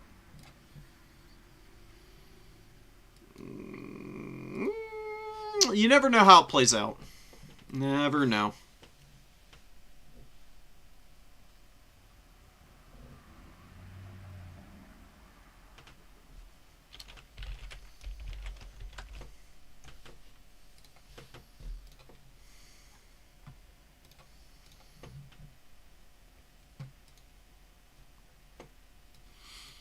Jesus. Let me flip y'all over to see this, man, because this is kind of crazy. Up here at the top for Khorne, we've got Nurgle with 29 games played, too. Only 6 losses against Nurgle, 79% win rate. That's pretty insane. That is brutal. Like, what does Nurgle do against Khorne, even nowadays? Like, what are their good tools?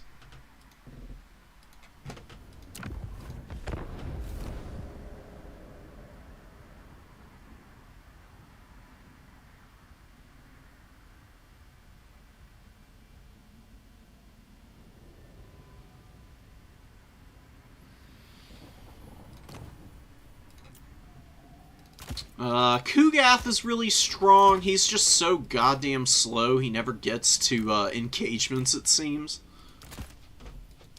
I actually think Exalted, Great, and Clean Ones aren't bad against Nurgle.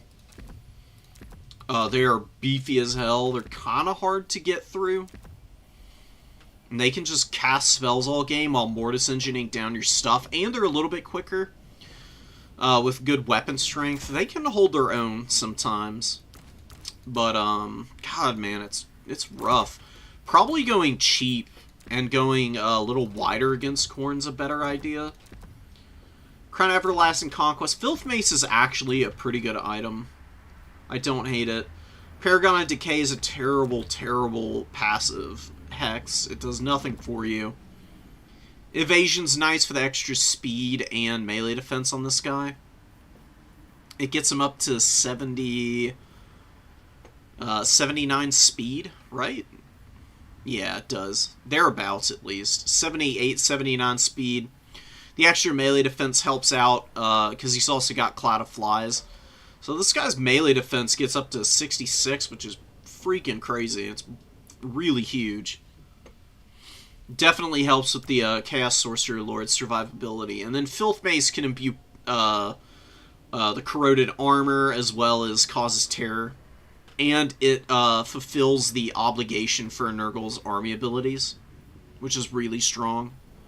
Because Nurgle needs every last army ability that they can get use out of. Like, Nurgle probably has the least powerful army abilities, but also, by that same token, is probably the most dependent on them.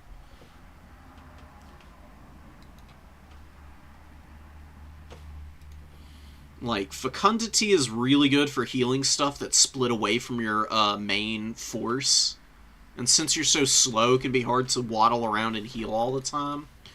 Fecundity also allows you to use, like, the cheaper spells and just constantly heal off of the back of the Nurgle lore passive, as well as Fecundity. Rot Glorious Rot, I don't actually know how it does in terms of damage, but it theoretically should be devastating. I've just never see people use it. People are always using Curse of the Slug or Fecundity.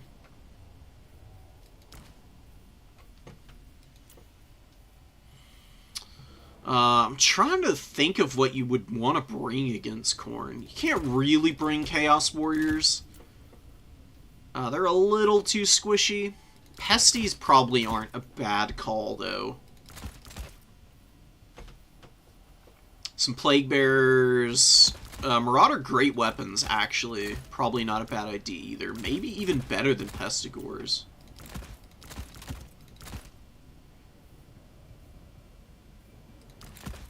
Bring a Plague Bearer for cap weight. Throwing Axes are excellent. And then you do have Angels of Decay, who hit really hard.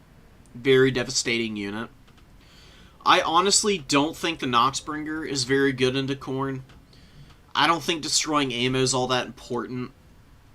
And its ammo is kind of limited. Like, 15 shots is quite a bit. But you do kind of need your big SCs up in the thick of things. Mixing it up in melee oftentimes. And it honestly does leave a lot to be desired in that department. It's just not very powerful. You can mix it in, I guess. I mean, it wouldn't be awful, of course. I think the throwing axes are a must, though, because they outtrade Khorne's throwing axes at range, because these guys have a shield, which I don't see people talking about enough. They also poison everything and keep themselves safe just by outspeeding everything, and also, you know, debuffing the speed of whatever's trying to chase them. Very hard to catch. Very annoying unit.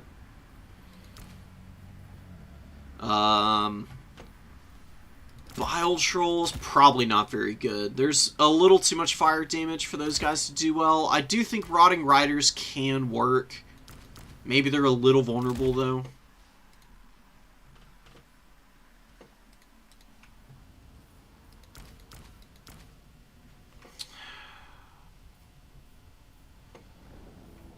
I mean, these guys are so good on paper.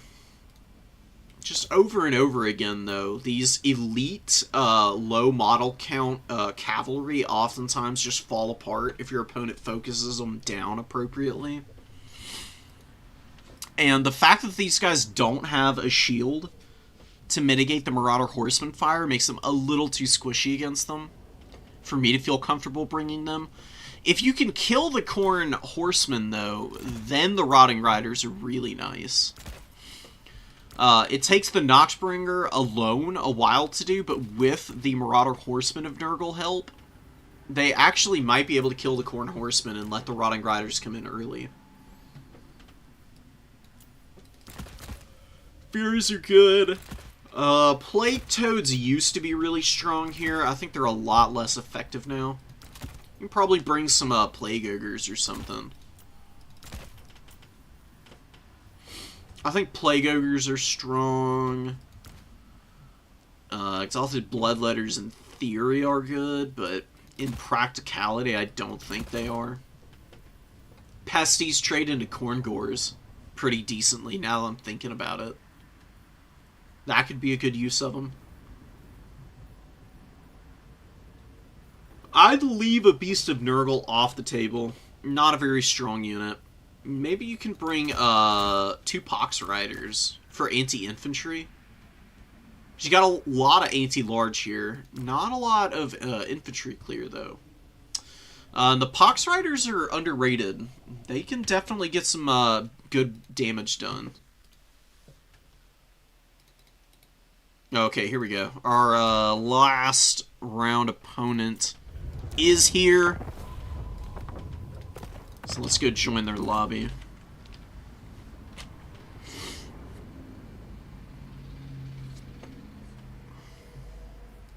Oh my god, we're going against the Dowie. No, I don't want to play the dwarves. What the hell is Glinty Tooth's Crag?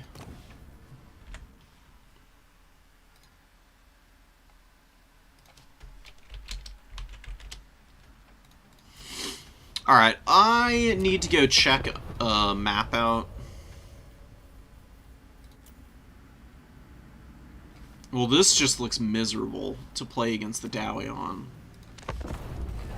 Well, let's get in here and see what it looks like at least before we make that determination.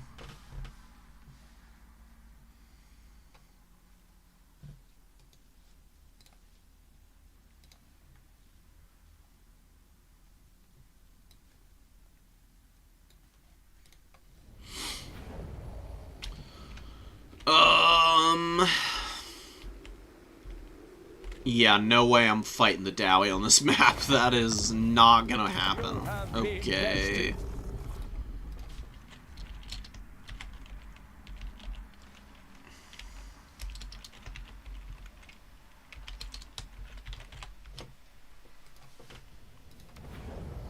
We're banning that map for sure.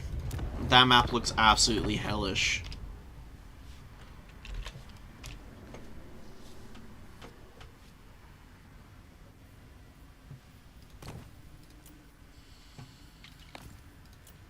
So let's see what Sealan ends up wanting to play on. Probably not Edge of the Darkwood, but it's always the possibility.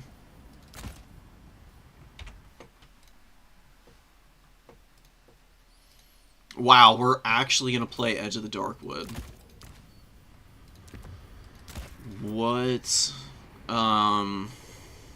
Okay, sure. I mean, that's fine by me. I feel pretty confident in what I can bring to the table here.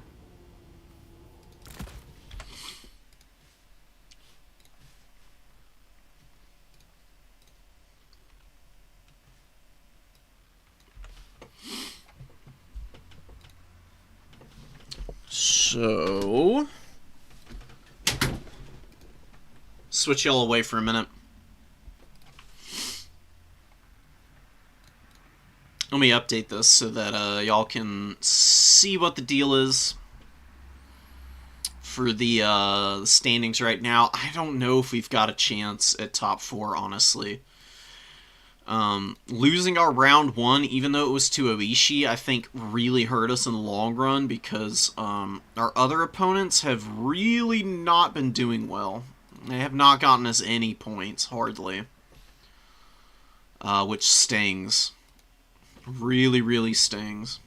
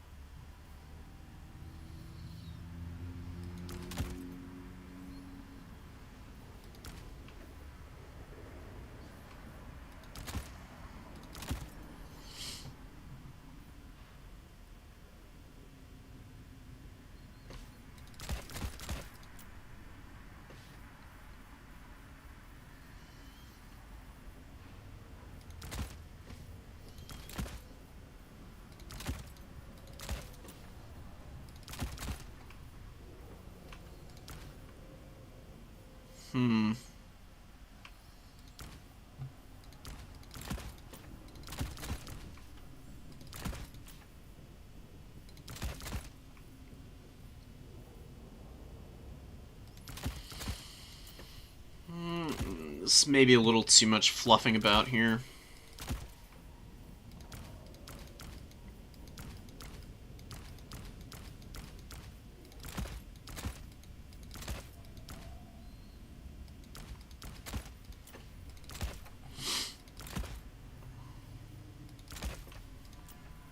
think we'll go with this.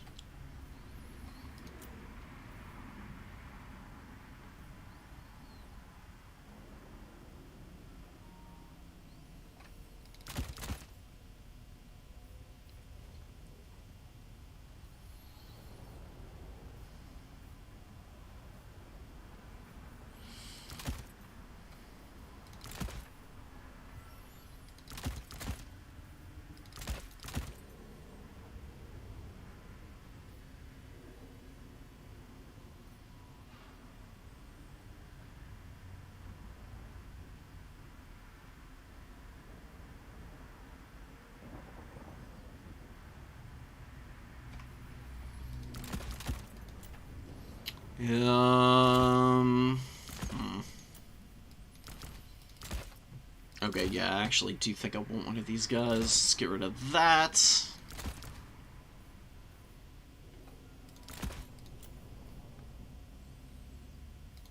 I don't think that unit's going to be very good.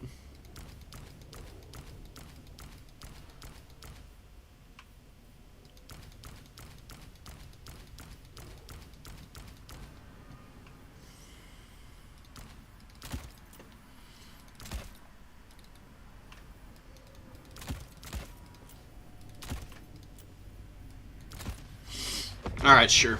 Here we go.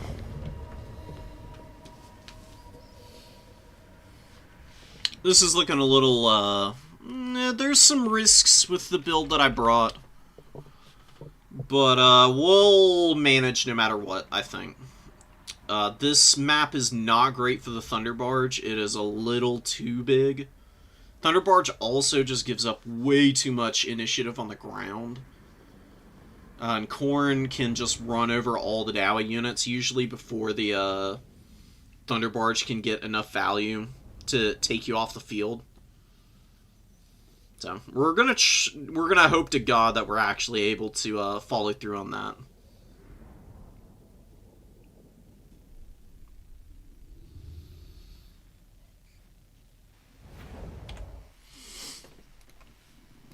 Cool.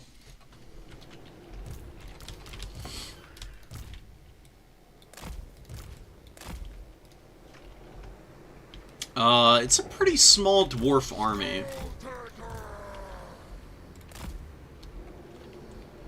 13 units is, little anemic in my opinion. Takers of skulls! We'll need to be careful with our dives, of course. We're gonna send one bloodletter up the side of the field to try and hold on to the number 1. Actually, maybe we control the Dowie this entire game. Okay, hold on. Maybe I'm cooking with something here.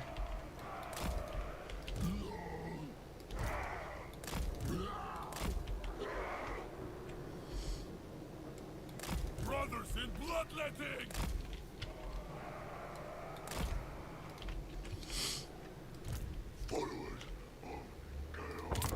We'll see. Okay.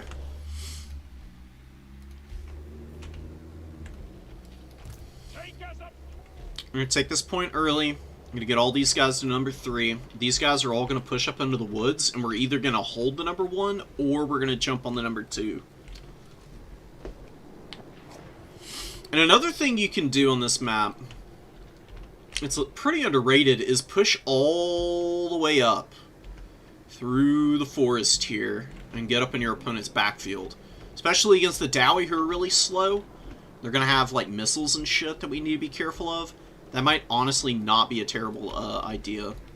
If the Dowie go with a bunch of melee stuff, we can bounce between points and probably just win the cap that way. Marauders of Khorne! And this Fury is going to have to do a lot to screen for any gyros that try to come kill my Marauder Horsemen, but they should be able to get the number 1 pretty early. You know, theoretically, of course.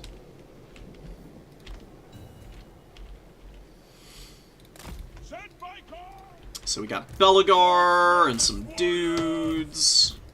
Belagar needs people to send in more dudes, I bet. We got Slayer Pirates, Doom Seekers, Thanes, Grudge Rakers. 8, 9, 10, 11, 12. There's 2 Bugmans or regular Rangers mixed in here somewhere. There is no long-range shooting in this build. I think I'm actually going to bring out my Skull Cannon. We have a victory point. Keep it from Because it's actually going to punish the Dowie pretty badly, I think. And since there's no cannons, we're going to take the number 2 also. Which is going to be really nice. Now, we're going to scream up here with our boys. We're orders of Khorne. Wolf-Father's warriors. We're going to do that with this Marauder. It's going to take them all game to make their way around there, but it might end up being worth it. Iron Drake's coming out. Now that there's more expensive stuff, we'll actually do the same with one of the Bloodletters, while this Bloodletter's going to chill here. Yeah, the Dowie are moving over to that point. You know, they can't just give this cap up, so they're going to try and do stuff on it. But we do have Marauders and Bloodletters who can jump out here and take it back from them.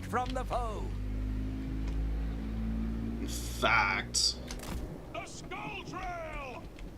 we should be able to skirt the edge of the Dowie's range here and maintain our cap there. I don't like how it's looking for the Dowie. Like, literally right off the bat here, I don't think they're in a very good position at all. Slayer Pirate's shooting me. Let's get up on the point and start negating the cap. Got a lot of blobbed up stuff here. Let's hit these Thunderers.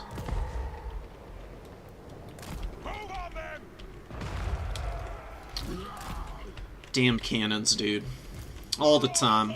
Constantly whiffing. So Doom Seekers are waddling over. Delaying the cap. We're going to pull back now. Skull Cannon still can't hit fucking anything. Ah, Rangers with great weapons. Okay. Let's reposition. Let's move these guys over.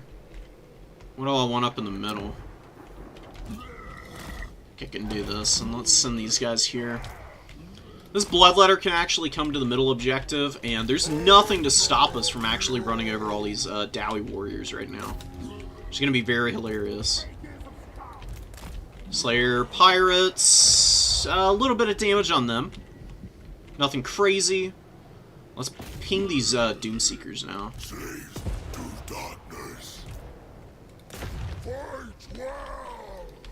Come on, actually hit them. If we hit the Doom Seekers, they will take some serious damage. We're just waiting. Let's get out with the Gore Beasts and these guys. These Marauders are going to get all the way up through here and start to be annoying at some point soon. Send a Fury over.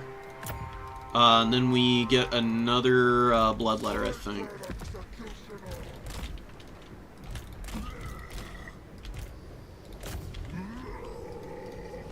We're poking. We've got good caps right now. Let's sit on the edge here and just hold the Dowie off for now. We emerge from the trees now. I think we can start to maybe overwhelm this position. I love Skull Cannons, man. Such a nice unit. Can we pull out of here? Come on. Oh, the Brotherhood of Grimnir are going for the back point. I'm glad I sent the Marauders up through here, because that's really important information, actually. So let's land here.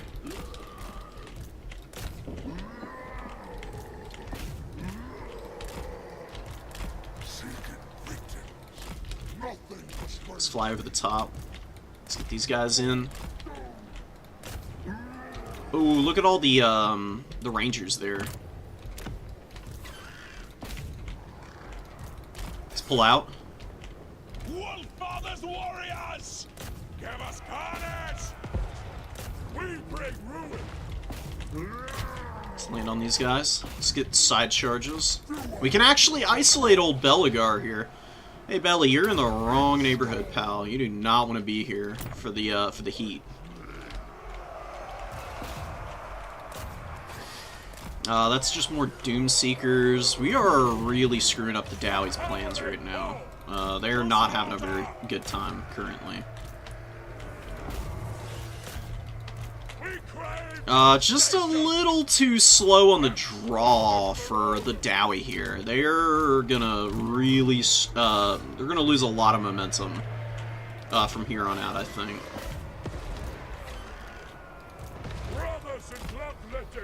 Skull Cannon can shoot these guys. We're gonna hold on. Should be able to do some serious damage there. Chase these guys off. We killed the stuff here. We'll use the Gorpies to run over the reinforcements now. And Belagar is just getting killed. So yeah, Selin is kind of cooked now. The engagements were not good for the dwarves. The Skull Cannon's just going to go farm up ammo and shit tons of value. And the Brotherhood of Grimnir did finally emerge from the trees, but guess what we've got at the perfect moment? We're value trading him off the field. We're not going to need to worry about caps. The dwarves are probably not going to be able to maintain this cap for long. Marauders of Khorne! Those are the shade! Flame it for coal!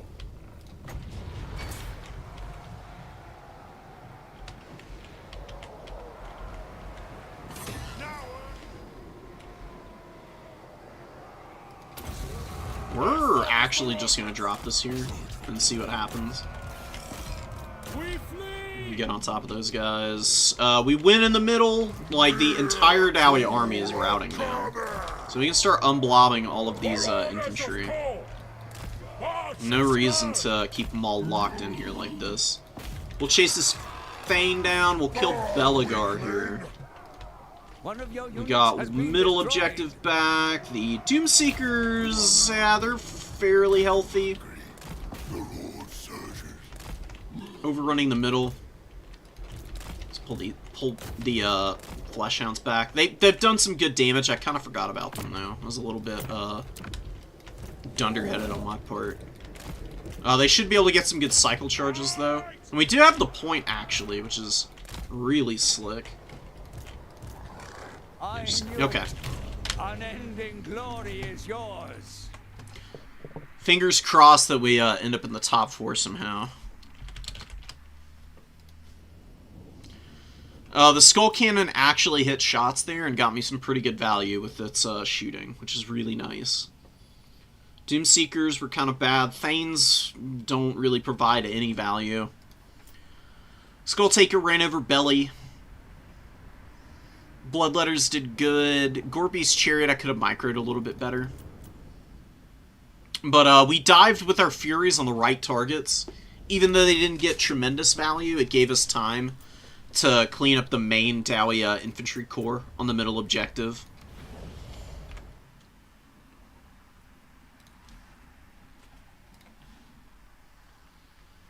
I think this one was a little bit of Sealand not knowing the maps very well.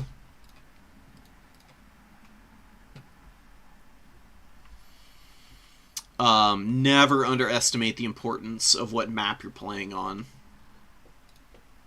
because they make a big difference, especially in SFTs.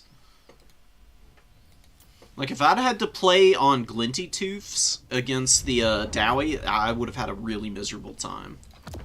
That map had all kinds of wacky terrain, very limited avenues of approach, no flanking, no good, there were some LOS points to sit, but I think it would have been better for the Dowie than it would have been for me.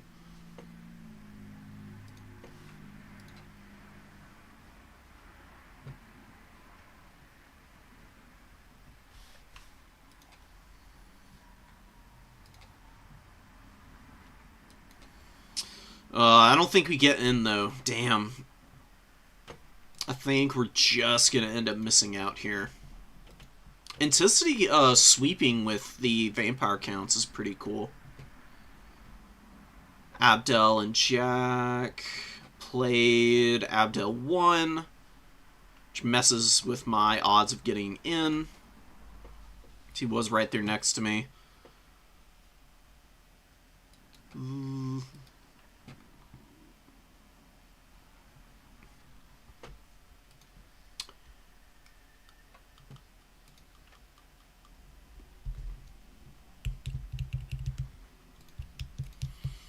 The only way I make it in is boss beats max.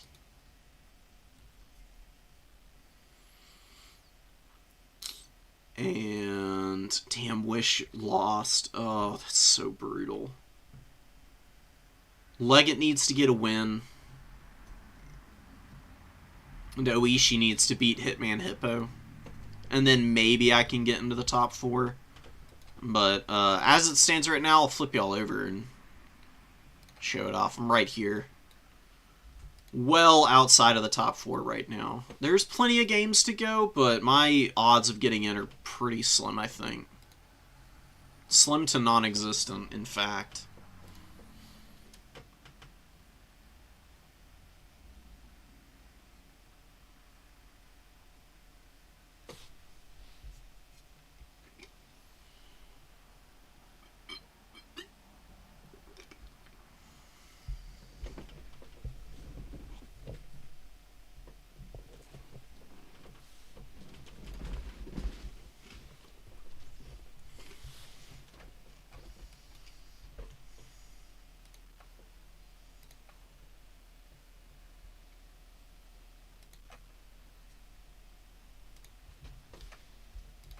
Well, in the absence of top 4 potentially, we'll wait and see how it shakes out. I'm gonna go check on Turin's stream.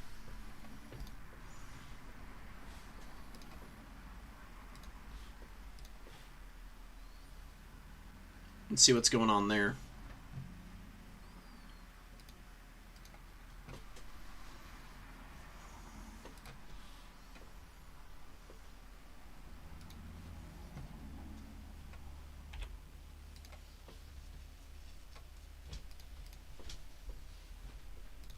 Yeah, nobody can afford a car nowadays, but Every game was winnable today. We fumbled the first game pretty hard with our build. Oh no, did but Turin lose? We know it's cooking here. Yeah, good play for my opponent. Like, Oh, they played on Glinted plague- Toofs. oh yeah, Epidemius is going to be cackling and Okay. just being an unholy raid boss on this point. He also is an armor-piercing magic damage fighter, so people forget about that. Yeah. Dude. Oh, we should have a competition to see who could do the best, you know, the ooh-ah-ah thing, the thing that they do, to see who could do that the best. I bet you Pwn would nail it. Pwn's really good at stuff like that. So we got Stream of Corruption and Fleshy, you know, very standard kit, very basic stuff here. Never saw this map. Yeah, this map was old. It's good though. It's a great map. It's I think it's good for us, you know, because there's a contested objective that is hard to shoot at, so we can definitely just like park our shit there and just be like annoying. Okay, we can actually move you guys over there. Maybe down here was better. Yeah, that's a good spot. Okay. Damn, I didn't mean to rush my opponent. I just I set up pretty quick, so. I do have Demon Infantry. We got Plague Bearers. We have a lot of Nurglings. I have the Noxbringer. I have Plague Bearers in reserve. I have 2 Plague Bearers in reserve and a Plague Toad. We have all the goodies. You know, we have all the goodies. All right, so we're gonna get this. And the Noxbringer can literally hide behind this pillar and just cackle. Let's get these warriors up. A lot of shielded boys and bomber mobs to be, you know, expected. And in the back we got Aranessa. Winds of Death is very good as well. Okay, yeah, that's actually kind of a scary build. I'm a little bit nervous about it. Oh man. So Epidemius and company are going to do it, and we're going to see where my opponent's going to go. Like, the thing is, I want my opponent to attack objective 2. Did Because Turin then it's get my home wrecked by objective, Wind and of I can Death? just, you know, Is my laugh all the way question. to the bank on that. You know what I'm saying? It looks like there's going to be some scurvy dogs coming up, but I can start dropping the Noxbringer shots on the bomber mobs and just get a ton of value, which is going to be great. So Bile Trolls, there are gun mobs in the back, yeah. That's a little bit scary. All right, so we're going to go make sure these gremlins don't get this. And dude, oh my god, this unit is so slow. Oh, it's so slow. We're probably going to take the cultists down here. I think he's going to be needed on the home objective to help against, because my opponent's probably just going to full court press me here, and we need to start shooting into the bomber mobs now. So we're going to just start bombarding here, get the 2 Nurglings on the point. And if they just decide to play this objective, I mean, Epidemius just goes over there, I mean, right? the Noxbringer they're just against gonna, look at bomber that mobs, shot. honestly Damn. pretty strong. That was money. All right, let's keep draining the ammo. We know it's cooking here. Yeah, good play for my opponent. Like, you know, mitigating the capture weight a little bit. It's very Doesn't good. destroy that much. They're just going to do a full court press in the middle. So I need to waddle Epidemius over Definitely there, going to help take the like 5 frontline minutes. engagement. Yeah, so we're draining ammo off the bomber mobs, which is super, super good. We're going to hide you back here, and the doggos have arrived. And we have shielded Chaos Warriors, which are pretty raid boss fighters. They're pretty raid boss. And now we're going to get some Plague Bears coming up, because they take 10 years to arrive, so let's just get them going there. While the Noxbringer continues to bombard from the high ground, which is super, super good. All right, so let's just keep going after the bomber mobs. Oof. We can fully drain out whatever we can. And yeah, now we know where the fight's going. Epidemius is so I don't know freaking what they slow, did though. to the Jesus accuracy Christ, he's on slow. Soul Grinders, but Oh they my just God, whiff thankfully the shots cultist all is the gonna get time, there. especially the Nurgle Okay, we ones. get another shot there. Let's go after the black spot. That is the they Arwar. And we cannot got hit freaking hand shit cannons now. back there. Nurgling should be able to hold that. And There's hand cannons in this what are build. they gonna Oh try my and do god. here? I'm not sure No what they're up way. to. Some funny business. Are they trying to like run interference? Not sure what it's going to be. Yeah, they're going to do a full court press on my home objective. It's like a quest battle map. Yeah, it kind of is. Honestly, all right, so Epidemius will get there I eventually. think He'll probably Turin be there by needed the to time bring the out fighting starts. Forsaken. We get another great shot on the handgun mob back here. Before bringing And out now the Chaos Plague Warriors can Bears. duke it out. Do we have any throwing Really weapons? We do hot have some. take Let's get some because throwing axes out just to Plague keep these Bears guys have honest. no armor. Gonna retreat you guys back. If those bomber Warriors mobs are hit the ready. Plague Bears Cultists with can go their fight shots, here, and it's let's going to get be Cultists all in there to over help for the out. All right, Plague Bears. so this is going to be a nasty full court Nurgle press. Warriors yeah, we got the and throwing weapons. Forsaken Let's at get the least Nurglings have back armor and get the Warriors. Actually, Nurglings to can survive take the beating instead of the some Warriors. of the damage. You got to watch from out the for Winds of bomber Death, mobs. though. Winds of Death is going to be incredibly devastating. Noxbringer has done some pretty good ammunition drains. And here we go. All right, so the Warriors There's are up. up. Awful I'm ready lot for of them. our Lord and There's, Savior Winds of Death two to that arrive. are decently And low. now what I need to Three do is being probably call in very some healthy, Furies. that was really So we're going to call in worrying. Furies. I'd be stressing Here, out right and now we're if going I to call in a were Fury over here as well. We'll do like a front push with one and just bring it around the side. All right, so we're already crumbling one of the animated Hulks, which is very good. We're about to get bomber mobs in the face. You know, there's not much we can do about it. We do have the Jack Dropper bombers, and we The are continuing to Epidemius get good salvos. pick Wow, is those guys just are straight up crumbling. These wild. Howlers, I Howlers. don't know why. All right, so yeah, demon Turin units are going to die in insisted droves on here, which is bringing fine. Epidemius, man. Plague Bears just need to He waddle, is and not dude, this good. is just like a survival Absolutely challenge here. atrocious We do get a little bit of a legendary split push coming in from my opponent, which is cool. I don't hate it. And let's get you coming up. You guys can jump on top of these gunnery mobs, and we need to get you coming around the side to clean up Okay, these they ones. actually got And on now, top of the yeah, hand it's cannon. just eat it in the face. Although, yeah, you guys need to chase those freaking flyers. Oh man, what am I thinking? Yeah, those deck dropper bombers need to go. All right, so can Nurgle endure on this point is the question. It looks like they're maybe thinking about doing a little cheeky action Needs over to here. start dropping So we're going to stream need to call some corruption. Forsaken, and we just need to find a way to hold this point. So we're already winning, I think. Yeah, ammo's being eaten. The Tallyman of Nurgle needs to get in and fight, so he needs to go spread the Sands of Sickness, and the Plague Bears can just move forward and prepare to get bombarded, basically. Yeah. All right, so we did take down the Jack Dropper bombers. My opponent going for a Should split let push over the here. Chaos So Warriors let's get take this, all that call in some damage Forsaken, do instead. that, and we can do a little stream of corruption Forsaken action. up top's a Probably good just tickle the idea. floor Wind right of there is Death. fine, Oh, and you Furies need no. to jump on these guys now. So we do manage No, to they take didn't down those. overcast it. It's Winds not of Death nearly as does a little bit of devastating damage, as and it the could have Tallyman been. is now going to start spreading the Sands of Sickness. So that debuffs everybody here. Melee defense and speed, and Contagious Lethargy is very good too. And I do have my Exalted Plague Bear summon as well. So He check should that out. We drop were able the to finish off Exalted that Plague unit Bear there. summon Let's on go ahead and top of the bombard bomber you. mobs, Nurglings, go honestly. forth. I think that'd be a And go pretty forth. good Forsaken use should be of able his to arrive time. and secure that point. Let's keep you back and get the throwing weapons, making sure to focus down the animated Hulks. All right, so the curse of the Tallyman is here. We're in a winning position. We're massively ahead on value. They're definitely in Struggle City right now a little bit. And I do see an opportunity here, actually. There's a pretty good little place to weave in there and get on those guys. Let's get the Poison Hounds there. All right. So Noxbringer is still shooting. Nurglings are cackling pretty good. And, yeah, Noxbringer has been devastating. Oh, my God. It's been just, like, punishing. And he actually has more capture weight than me here. It's insane. Let's park on this objective. I mean, we for sure are winning the grind.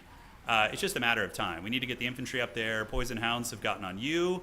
Let's get these infantry here. And the cultists can drop a summon. So we're going to do that on top of the bomber mobs Okay, there we go. Shut That's that shit one down good real summon. quick. He needs to. And, He needs to be now popping let's spells. actually sneak around the side. We can get this guy around here. No, Get the Forsaken Durin, around the back don't and see if do we can it. close the distance before he gets the Oh, damage those off. hand All right, cannons so are stream gonna corruption. melt the Noxbringer. Dude, he's got now. so many undead on this point. Wow. All right, Oh let's do my that. That's going to be good. God. Let's get the horsemen back and have them concave into the bomber mobs. The bomber's actually defeating those guys, which is kind of shocking. we're going to pop Fecundity here. But I'm going to win this fight here eventually. It's a matter of time. We do see Mourngulls. Okay, so Mourngulls need to be the focus fire target, and we do manage to get there. Forsaken are going to come around and hunt those guys down, which is going to be good. Let's get some more Furies in the mix, and the Hound units have somehow returned, and yeah, Noxbringer's doing good. Cultist does get a summon back there, which is going to push these guys off. I mean, at least the hand and cannons Tallyman time, aren't is it time shooting for the Exalted Plague while Bearers? they're I in don't know if melee. it is yet. They Man, might be able maybe. to survive all that. So let's see if we can get that Vampire Fleet Captain. Fleshy, And maybe we can. Do we have anything we overcast want the to heal fleshy here? abundance, I mean, please. Tallyman is giving huge buffs. Let's use the Contagious Lethargy, pull you back, and let's get the Furies to also push on you. Throwing weapons, working on the Mourngulls, although we could probably just dive onto the Bomber Mobs here, which is going to be good. And we do win that other side. So now it's just time to start reinforcing here. So we're going to call in some Forsaken. It's not like he we just need super clearing needs power. it, And you but see it how the would capture rate's definitely flipping back. help Ghost out is with running out of his steam. units. They went all in on HP this. And dude, the is pretty Tallyman is low. giving crazy I mean, the buffs. worst thing that He's could giving, happen like, is melee just a attack and random Fizz rout to, like, from all everybody. this Ooh, I stuff like right the Shade now. Wraith Gunner play. That's pretty good. So we need to get onto the back of these units like right now. Can leave you to fight there for a moment. All right, so Stream of Corruption. It's kind of hard to tell where they have a lot of units, but I think there's a stream of bombers right there that we can get, which is going to be good. I'm going to save the Tallyman for That's a good his call in stream. later. Sands Oh of my Sickness god, is going to be that's so really much good here. damage. That debuffs everybody. And now Tallyman is actually a crazy good fighter. He's very beefy. So we're going to go in and definitely be able to win. That's I a think. win. Yeah, we got the Actually Storm beating too. up on Noxbringer getting Nurgle knocked right down there, now. so I need to get that thing out of there. I thought it would be fine, but it was not. It indeed Did a good was job not. of engaging All right, so high off ground the objective. Let's points. get some horsemen here to counter the animated Hulks my opponent's calling in. And yeah, Nurgle's Brought out good Pestilent enough Glory will get this counters. objective, The I'm bombs just didn't get hoping. enough Yeah, I'm hoping it damage will. All right, done. so you guys just keep bashing this wizard here. Tallyman's going to get it. That's going to be Winds of Death. You probably can't dodge that, I but mean, we're to gonna be try. honest, the And did Plague Noxbringer Bearers live? held up It a did. lot better Somehow against the Alpha bombs than I Noxbringer was has survived. expecting. Right, so we're going to go ahead and do this and pull you around here, park you there, and the Forsaken should be arriving to the point. So now it is time. We just keep that demonic grind going. We do get some bats, and I think this is actually a good time to Epidemius, drop let's the go. tallies, maybe, or we just call it some Furies and have them chase those guys down. It's probably our best bet. All right, so moving up. I Shade didn't think that Cutters are Epidemius blasting was going to be able to get away. anything done. We just need to I'm grind a actually little bit longer, and then we stunned can probably just that one-on-one. Epidemius We're going is to chase these doing characters something, and get you like guys actually moving towards home objective contributing. here. You guys keep fighting. Throwing weapons. If you have any ammo left, you guys can poke there too, and let's get you going up. The this way. debuff was so So huge. looking pretty good here. It was Noxbringer stands at the amazing. It ready. was a Gonna money get the throwing weapons debuff. onto the animated Hulks, and the Noxbringer can, pile in and help a little bit. I think that's going He to be did fine. a little Just pull it under damage to Nurgling, Aranessa and and the get those caster Nurglings to reinforce too. that point so we don't lose it. And now the inexorable advance of Nurgle. It calls. We're going. We put them in guard mode as soon as they're free. Guard mode, and now we use the sticky grenades here. Yeah, we're just gonna get them good with that. Let's move you up this way. Check it out. So they're gonna get the unholy hand grenade salvo, and it's gonna wreck these animated Hulks. Check it out. Oh yeah, look at that. That's what I'm freaking talking about. Nice. And also the reason Big why damage. I figured this would be good in this matchup is because let's get these Forsaken rushing over there. You guys going here, Nurgling's there, and Noxbringer can help secure that. Is against the big crabs, you can summon the Exalted Plague Bearers and then nuke them down, which is very good. And his disease spreading abilities that we just used, the Epidemic Outburst and the Sands of Sickness, they're really good at triggering your Nurgle. All right. Well, that was interesting for sure. Turn won that game already from where we held it off at. We got B6 and Tom playing. Oh, boss lost to Maximilian. No. We don't make it into the top 4 tonight. Leggett got a win. That's huge. Let's go.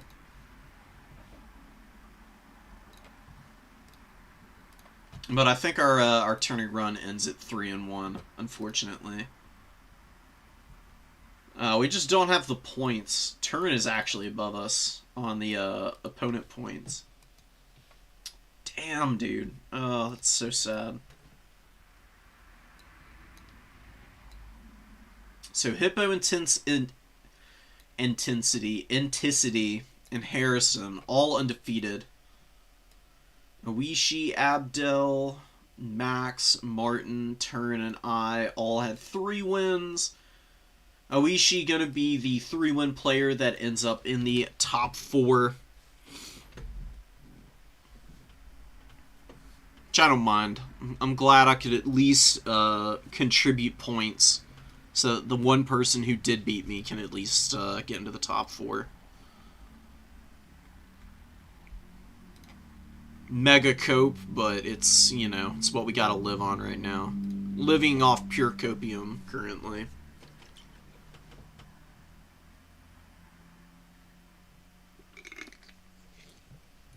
But yeah, I mean, I appreciate y'all tuning in. I said I'd play until we were in or out. It looks like we're out. We had some good matches. I could have won that first game if I hadn't have fumbled my Lord. I was too aggressive with her. It was a big mistake. Otherwise, I think we would be in. And we'd have something else going on. But, you know, that's the way the cookie crumbles sometimes.